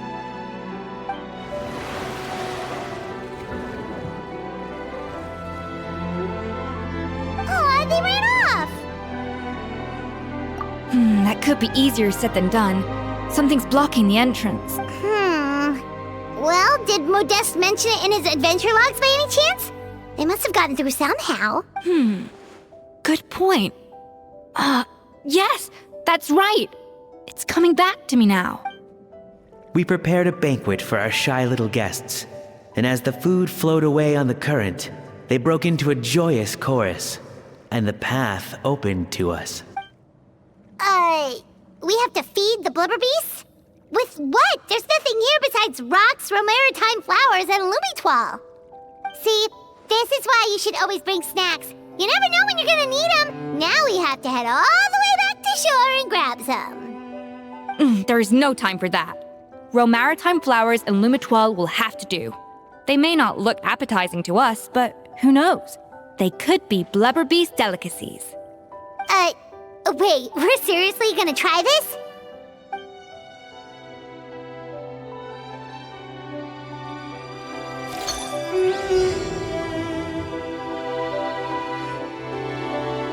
Yeah!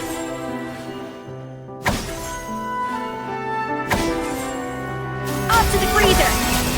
Yeah!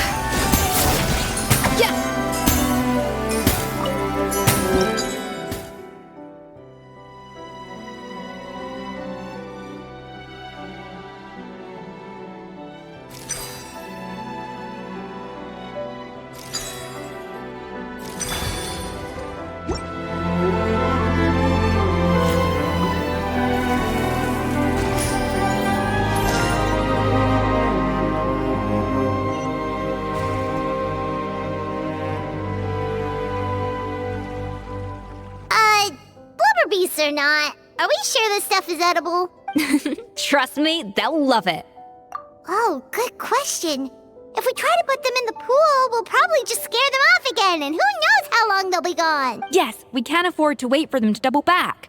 Oh, what was it that Modeste said again? Something about the food flowing away on the current.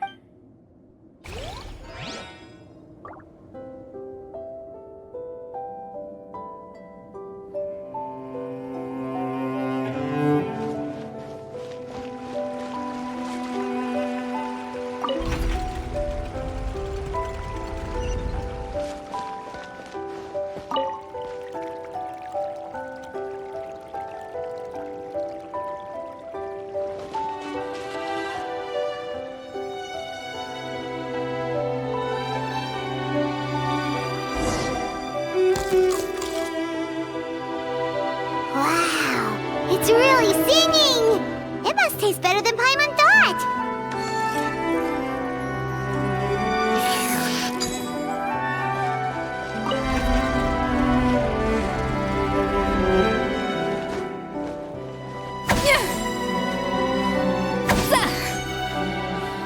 The tracks turned back again. Oh, so annoying.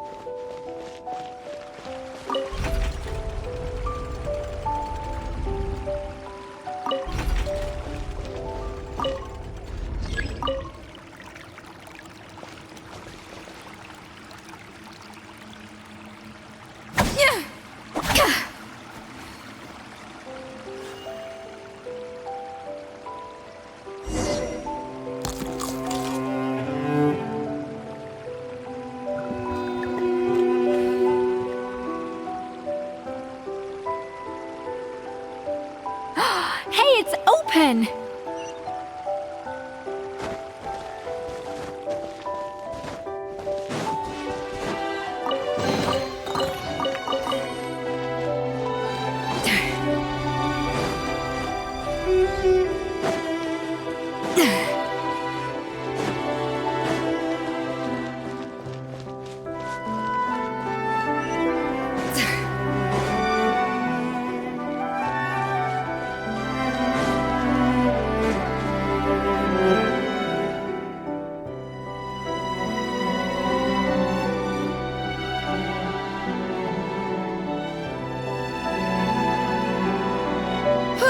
Hey, give me your water.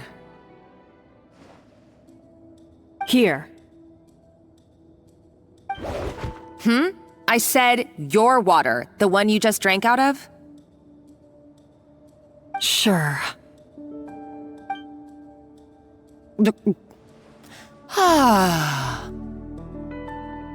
All those years slaving away under Escoffier, and then you. Today, it's finally paying off. Not only have I found the ruin that Savelli kept hidden, but I also get to boss you around like my little lapdog. Hey, go scout ahead for me. If we need to do any more blast tunneling, I want to know where to lay the explosives. Did you not hear me? Get going. Why don't you do it yourself? Oh, when did you learn to fight back? You're always so compliant when I give you instructions by letter. That's because you threatened to expose me for the Lumiline incident. I swear, if I'd known what you were planning, I'd never have... Ha! Don't be so self-righteous. Admit it, you've always been jealous of Escoffier. That's why you lapped up everything I told you. You were terrified of her finding out about your part in the Lumiline incident, and you resented the way her reputation hung over you. So you jumped at the chance to convince yourself that she was the villain, that she deliberately hid her secret recipes from you just to hold you back. It was the only excuse you needed to justify getting back at her. First, idolization, then jealousy, suspicion, and self-deception. That's what this comes down to. It was the same story with Savelli and my ancestor. He offered Modestus friendship only to murder him out of vanity. He promised to explore the world with him, only to later destroy all records of their adventures. It's a miracle I even found this place. You have no idea the countless hours I spent piecing it all together. So you see, you're no better than Savelli. If you can't beat him, betray him, right? I am no Savelli, nor will I ever be. Oh, put a lid on it. You really think you can absolve yourself of your vindictive and jealous behavior now? Just because you finally realize that Escoffier never kept any secrets from you? You didn't show any remorse when she left, or in the cooking contest. Why start now? You have no right to redemption. You're right. I don't deserve her forgiveness. But I am done being bullied into submission by you! Ooh, feisty. But you should watch your tone. Talking to me like that could get you in big trouble. I somehow doubt that. Since I poisoned both our water bottles. What? Ever since I learned the truth, I've been biding my time, waiting for this moment. You've played me like a fiddle for so long, and now this is payback! But you drank it too! It's what we both deserve. This is the price we must pay for betraying Escoffier. You'll die here with me, Monica! You.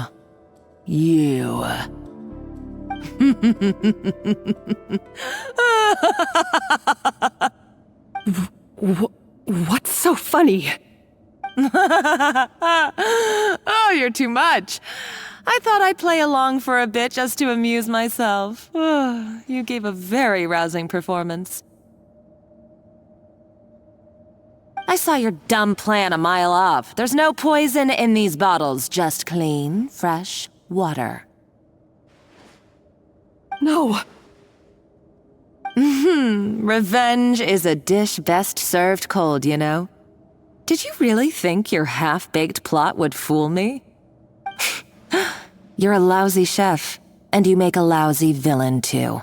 A complete waste of space. No wonder you never amounted to anything. Everything I ever did was a failure. And now, I failed again, for the last time.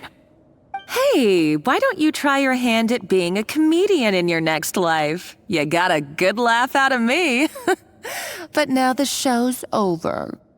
You should have just done like I asked, Savannah. All I wanted you to do was scout the ruins for me. But you had your chance, and now it's time to say goodbye. Stop right there! Let her go, Monica! We've got you surrounded! Escoffier? Ugh, looks like I'll have to keep you around for a little longer. You can't! Stay back if you want her alive! Escoffier and the Traveler. I can't take you both on in combat, but if you so much as flinch, I can end Savannah's life in a heartbeat. Monica, what are you hoping to achieve by this? You're about to commit murder, and for what? A recipe?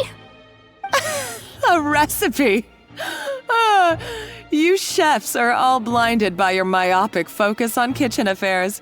Well, some of us actually have bigger fish to fry. Modeste had a secret. The truth behind his so-called genius, the je ne sais quoi factor in his Gâteau de Bourg, and it's right here in these ruins. Are you serious? You're here because of a Gâteau de Bourg obsession? You've gone completely mad! I couldn't care less about the cake itself. No, the real treasure is the secret ingredient that Modeste sourced from these ruins. He and Savelli were fools. A priceless treasure of Remoria in the palms of their hands, and they thought, ooh, this would go great in our cake mix. We're talking about a powerful stimulant that also sharpens the senses. That's no cooking ingredient. It's a groundbreaking drug. That's right, I've done my research. It was a drug that Remoria developed for their war machine. I could make a killing by selling it to the treasure hoarders or the Fatui. Will you listen to yourself? You're completely delusional. My eyes are wide open. Just wait till I get my hands on this treasure. You'll see what a fool you've been.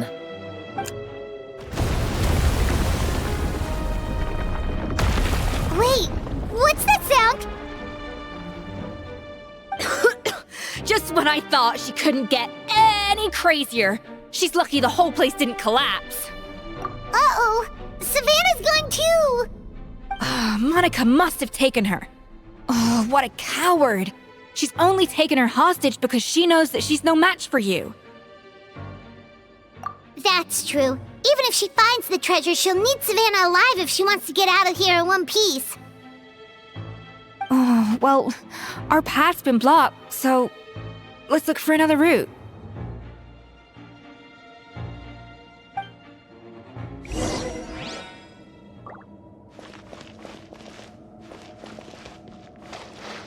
The water looks pretty deep here. Maybe it leads somewhere.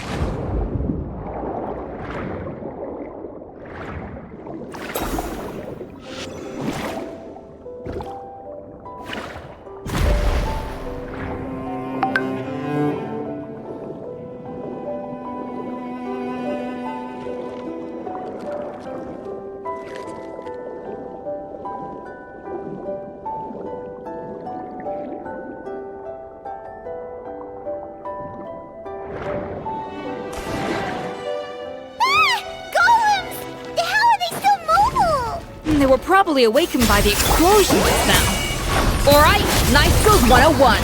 Time for some rough chopping.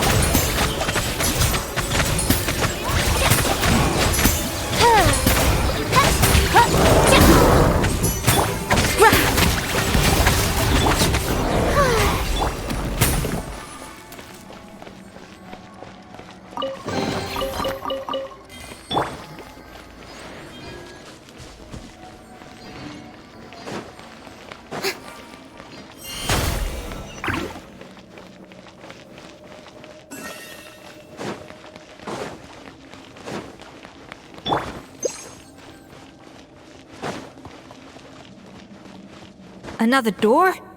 Guess we need to prepare another feast for our guests.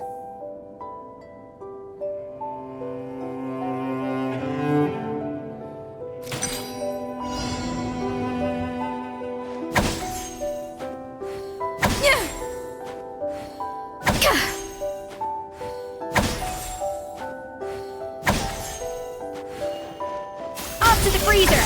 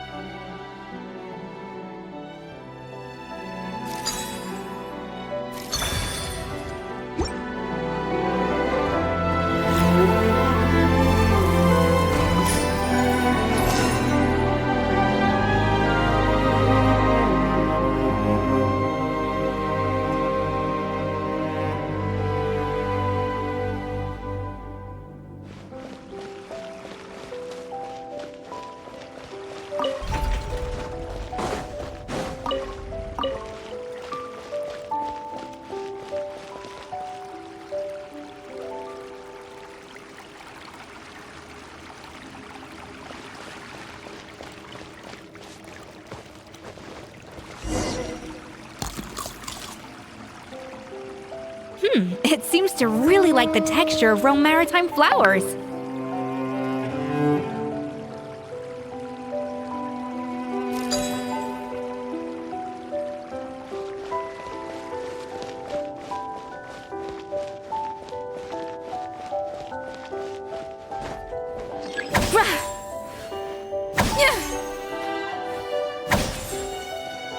A little amuse-bouche.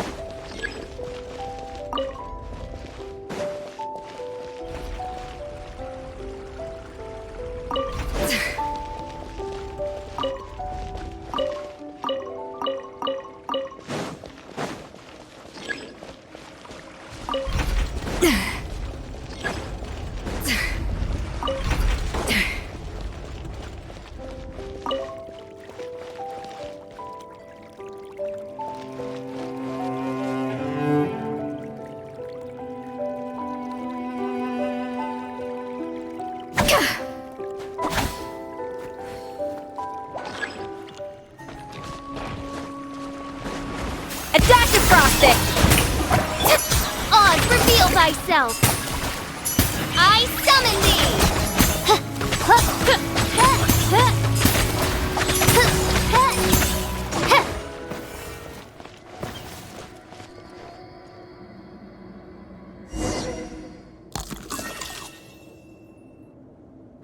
I never knew you could process Lumitwol like that. Alright, I've got to jot this down. Lumitwols and maritime flowers.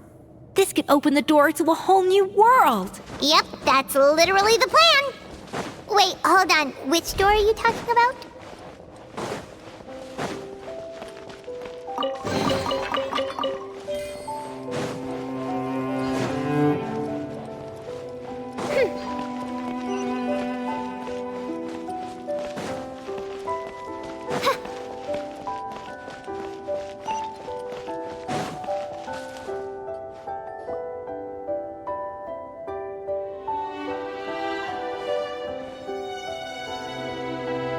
That's strange.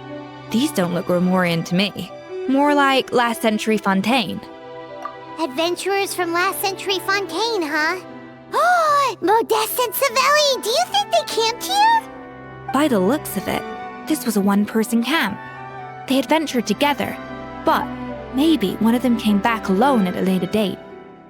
Huh, you really think so? Trust our adventurers' instincts. We're pros at this stuff, just like you're a pro in the kitchen. Okay, well, the Traveler has more adventuring experience overall, but Paimon's definitely a pro rummager from all those treasure chests. Darn it! Paimon was just about to show off her rummaging skills! Huh, no kidding. Are all adventurers so obsessed with journaling? I mean, I guess I take a lot of notes when I'm cooking as well, but I thought that was just me. Anyway, let's find out who was here. It's been years since I've last visited these ruins. It's exactly the way I remember it. This place probably hasn't changed in millennia. Sadly, up above, on dry land, everything has changed. The treasure of Remoria. That's what we used to call it. Modeste was right about its potential.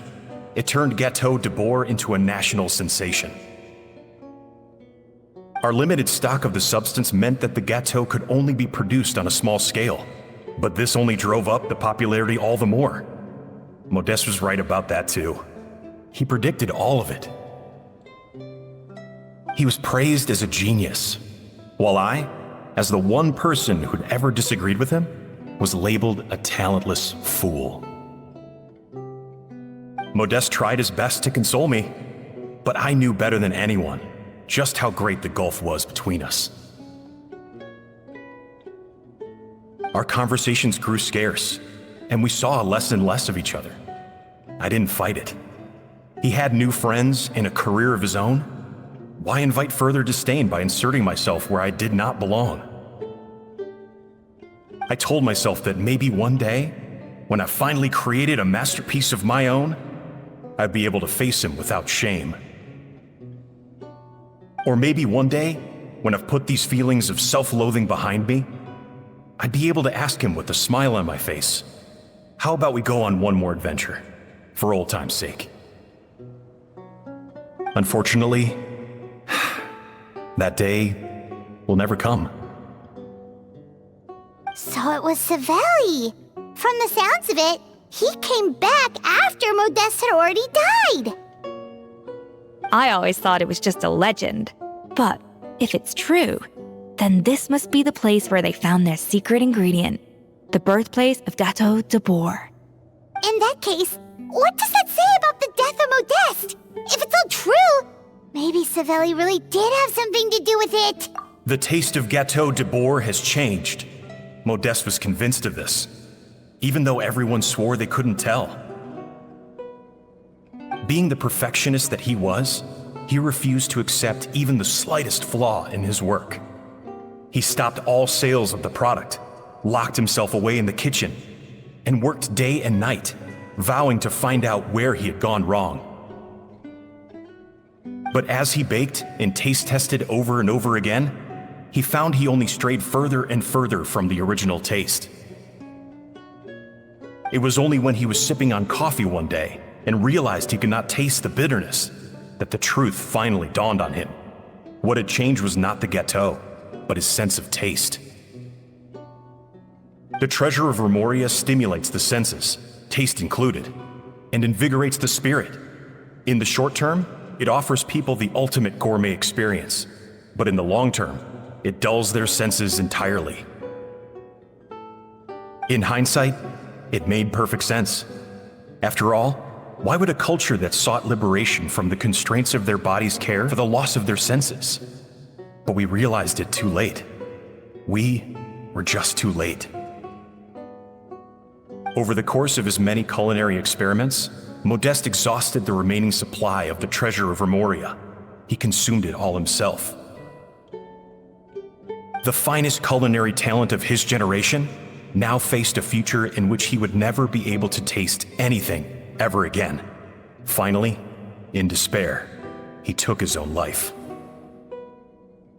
And because we had become estranged, I could not be there to stop him, to offer some words of comfort, or even to say goodbye. Yet despite everything, he sent me his final letter. The treasure of Remoria? Guess Monica was really onto something. It really was a kind of drug. So, Modeste chose to end his own life. Then, why all the rumors that Savelli murdered him? Also, neither the Codex nor any other contemporary records make any mention of the treasure of Remoria. It's almost as if someone deliberately erased it from history. Modeste told me everything in his final letter. His was a tale of how even a genius could fail, and how much more devastating it is when it happens. Did he hope I would gain some personal catharsis from knowing the truth? Or maybe he wished for me to warn the public about the dangers of Gâteau de Bourg, proving that I had been right all along. But if the public ever learned how Modeste's greatest triumph became his undoing, his fall from grace would be swift and merciless. 1 minute a genius, the next a joke. It would surely spell the end for his restaurant too. What would be his legacy then? How would future generations view everything we built together? I fear the scorn I have faced these last years would pale in comparison to the scorn shown to him by the history books. I cannot let that come to pass. I will do what I must to protect his name. It will mean tampering with his notes to remove the damning details, leaving mere fragments of our story behind. It may lead his family to suspect me of having a hand in his demise. But if that's the price of destroying all evidence of my crimes, then so be it. I would rather the world believe a tale of genius and jealousy than see his reputation in tatters. The final loose end is the evidence here, at the bottom of the sea.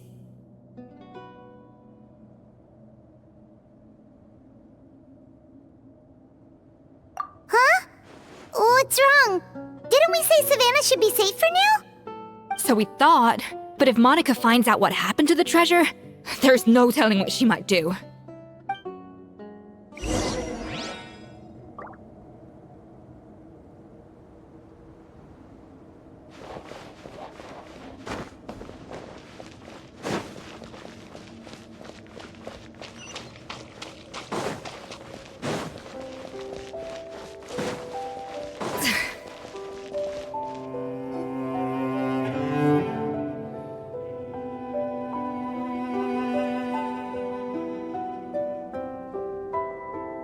The treasure of Remoria. I have found you at last. Savelli, you tried your best to bury the truth, but you underestimated the children of Modeste. Some fragments of his diary escaped your clutches, and we have held on to them for generations.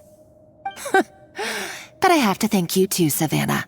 Without your help retrieving the codex, and with it the last piece of the puzzle, I may never have found this place.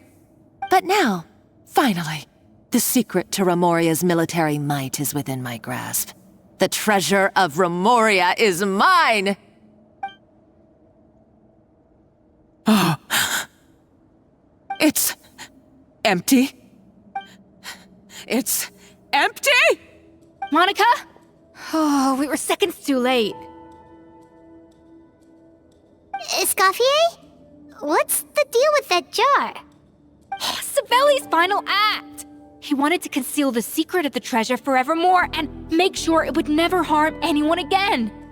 So he came here after his friend's death and destroyed every last shred that remained. This can't be happening. All the years I spent piecing together the truth. All my painstaking planning. All that for an empty jar? Monica, don't do anything stupid. This ruin is more dangerous than you realize. Oh, shut your pie hole! Praise be to Lord Remus. You barbarian shall be slain.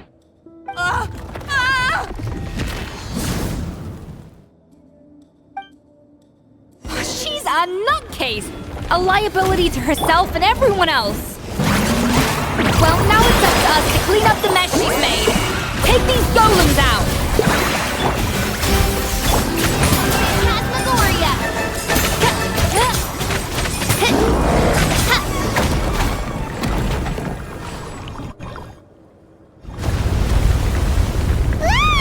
Why is this place still shaking? Either way, it's all her fault. Enough chit-chat. Let's get out of here, Traveler Escoffier, come on! Okay, I'm coming.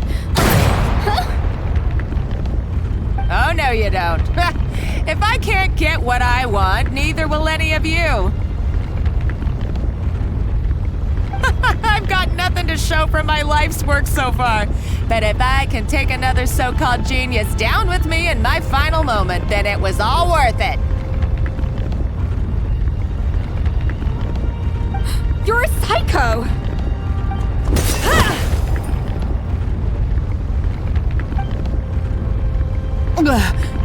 Savannah? When did you wake up?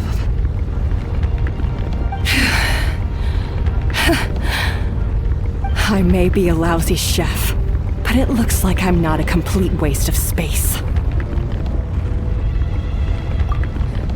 Traveler? Okay, let's go!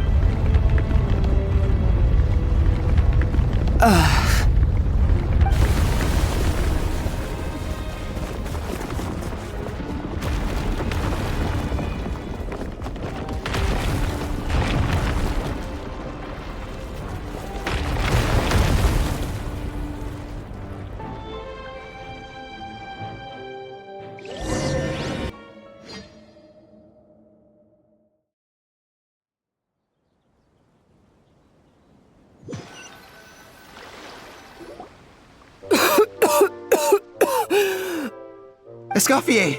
Savannah! Traveler! And Paimon! Venejem! What are you all doing here?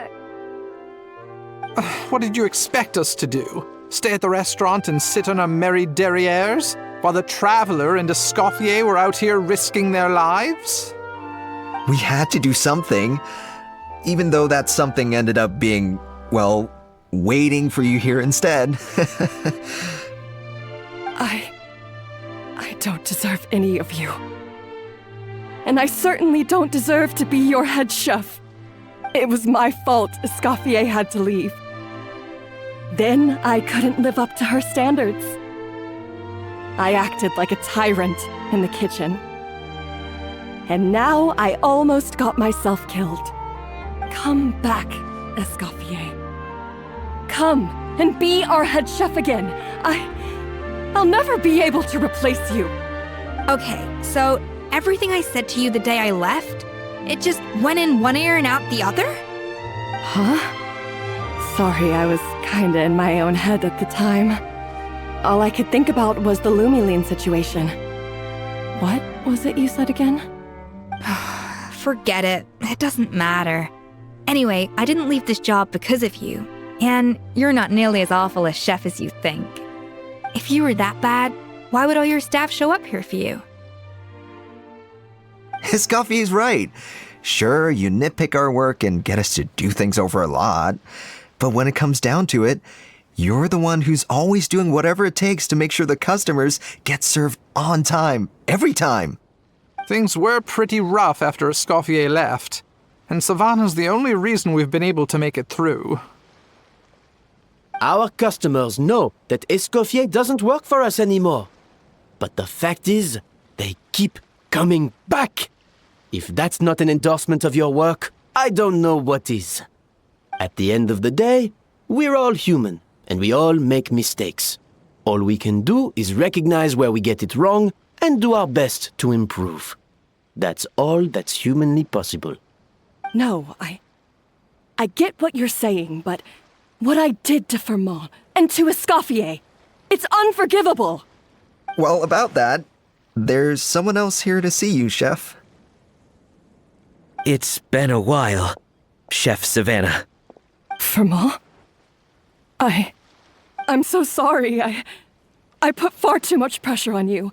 And the way I stubbornly refused to go and see you after you fell ill. There's no excuse. But I'm too late, aren't I? The damage is done.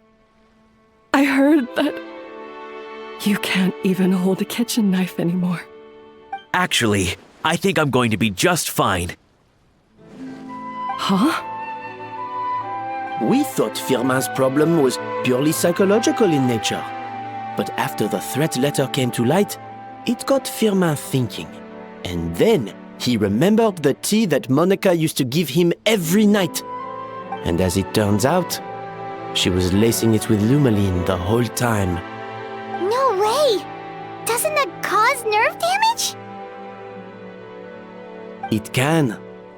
High doses pose a risk of serious nervous and sensory complications. But if you calculate the dosage carefully, you can control the extent of its effects. A small dose might simply make a person more emotional, Whether that mean more fragile or more hot-tempered? No wonder it seemed like you'd lost your edge. I asked my friends at the Fontaine Research Institute about it.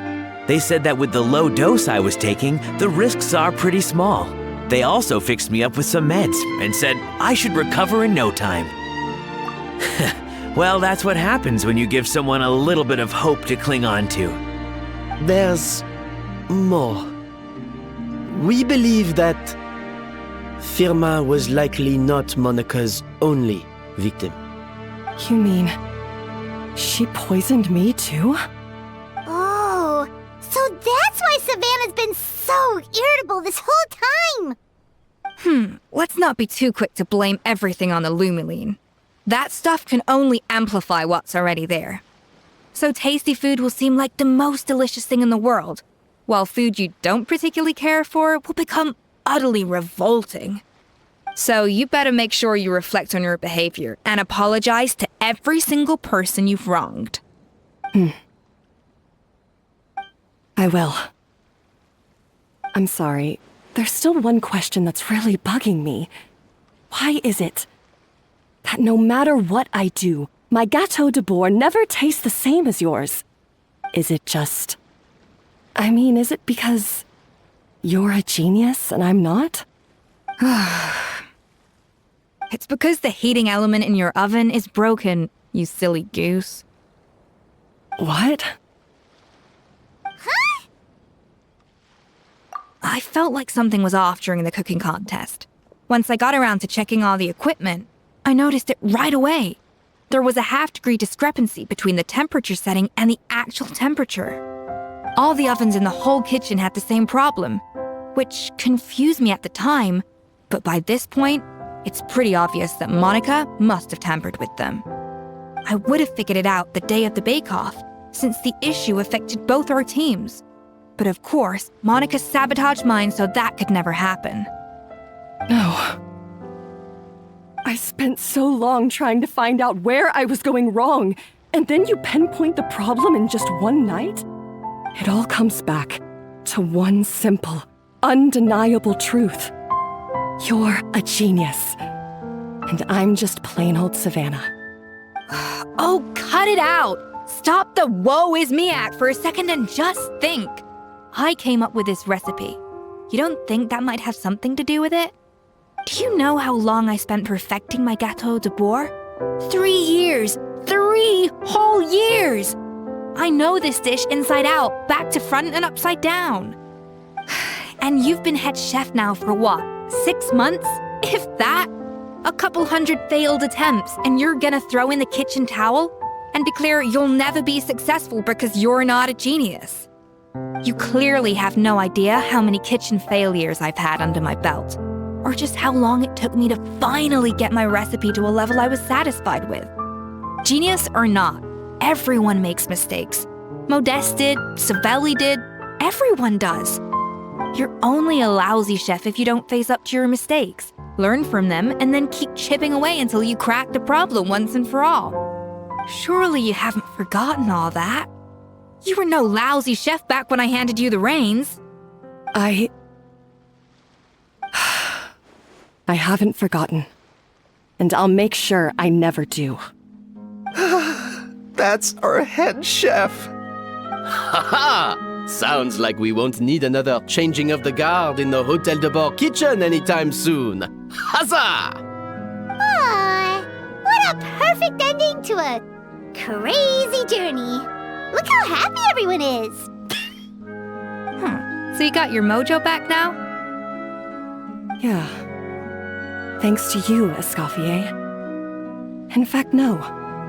Thanks to all of you. Aw, friends again. So nice to see them finally settle their beef.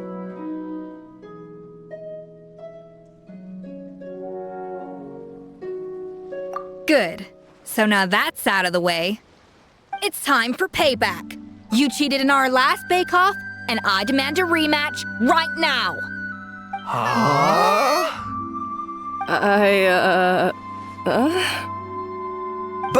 But that was mostly Monica's fault, wasn't it?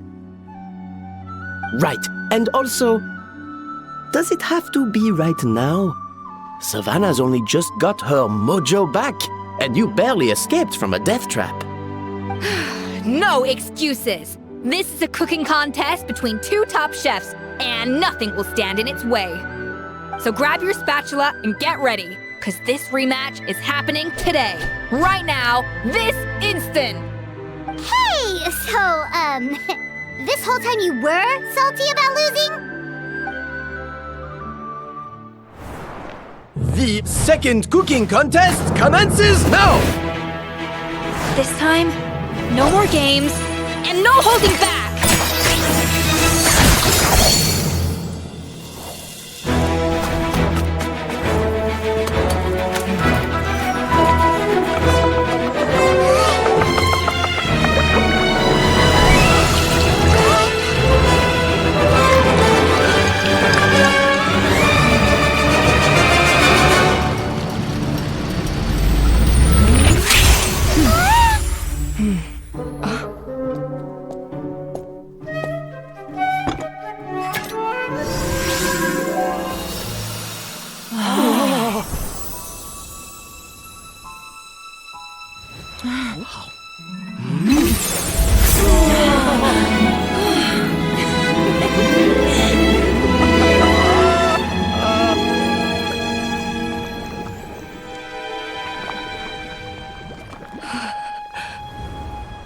I feel like I don't have the right to be here.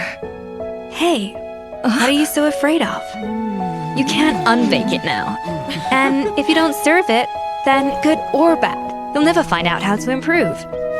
If you're too scared to fail, you'll never know what real success tastes like. So? Embrace your failure. Taste it. Digest it.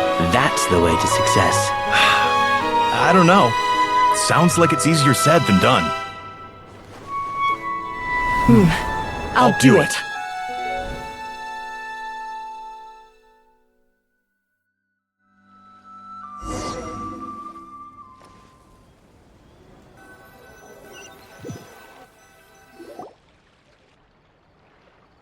The results are in! A landslide victory for Escoffier! Quite rightly, too. Piece of cake.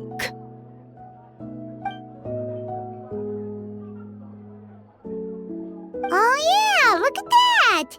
Savannah looks pretty chipper too, considering she lost. Now, where were we? Yes. Do you have any more questions for me after everything that's happened? I thought Navia would have filled you in. And actually, I said all this to Savannah before I left. Although, as we saw, I don't think any of it sank in. I had two reasons for leaving. One was the food safety incident, of course. But the other was that the Hotel de Boer had reached a point where it didn't need me anymore. So I decided to step down and look for new opportunities to improve myself. Improve how? Well, a while back, I got to know a fellow chef from Liyue. And in her, I saw so many new possibilities. She has that same adventurous spirit that Modeste and Sibeli had in their youth. Slime mucus, lizard tails. With her, nothing's off the table. There's a whole world of new flavors out there waiting to be explored, hiding away in ingredients we overlook. Case in point, remember those Romaritime flowers down in the ruins? I used them in the cooking contest just now. Did you taste the difference? What? Paimon didn't notice at all! Half of the art of cooking is dissecting the recipes of previous chefs and figuring out the exact constellation of elements that gave their work its signature taste. And the other half, it lies in freeing yourself from the confines of the kitchen. You've got to go out and explore the endless possibilities out there. Uh-oh. Paimon's suddenly not sure she wants to try your cooking anymore. Don't worry, it's not going to be a free-for-all like in Modeste's time. Before I put anything into my food, I'll obviously do my research. Make sure it doesn't contain any harmful substances. In the meantime, take this.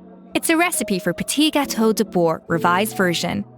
I tweaked it to suit your needs as busy adventurers.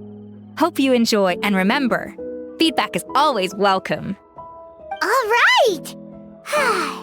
So, do you ever see yourself returning to Hotel de Boer? Oh, of course. I've already promised Vanish M that I'll come back every once in a while to make sure the quality of the food remains at an acceptable level.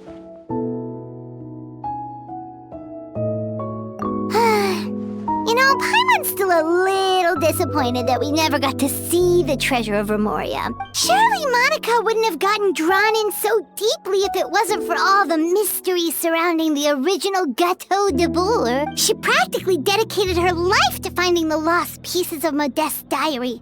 Then went to all that trouble to infiltrate the Hotel de Boer. And in the end, it was all for nothing. Since you mentioned the treasure, between Modeste's writings and what we saw in those ruins, I think I may have figured out the truth. The so-called treasure of Remoria was most likely a substance that the Remorians extracted from Lumitoiles, better known to us as Lumiline. Huh? So then, why all the hype back in the early days of Gâteau de Boer? Don't forget, it was a very different era. We could barely even refine sugar back then. So desserts were very much in their infancy. In a world of bland food, it's no wonder that the first thing to really excite people's taste buds took the world by storm. And as for the Lumiline, it may well have been somewhat valuable in ancient times. But these days, it's just another drug from the Fontaine Research Institute. Even if Savelli hadn't destroyed it all, I doubt it would be worth that much these days. So after all that, there was nothing in those ruins but worthless junk. Feels strange to say it, but Paimon almost feels sorry for Monica. She sacrificed it all only to get nothing in return. Hey! Huh? Navia? You just got back from that underwater ruin, right? Well, check it out. They ran a special issue. Did you see anything like this down there? Freshly unearthed from the ruins of Remoria. A magnificent jar thought to be over 1,000 years old. Experts say it has immense artistic and historical value. It could be worth an absolute fortune. Wait, isn't that the jar they used to hold the treasure? If only it was still in one piece. Some butterfingers must have dropped it or something. It's such a shame.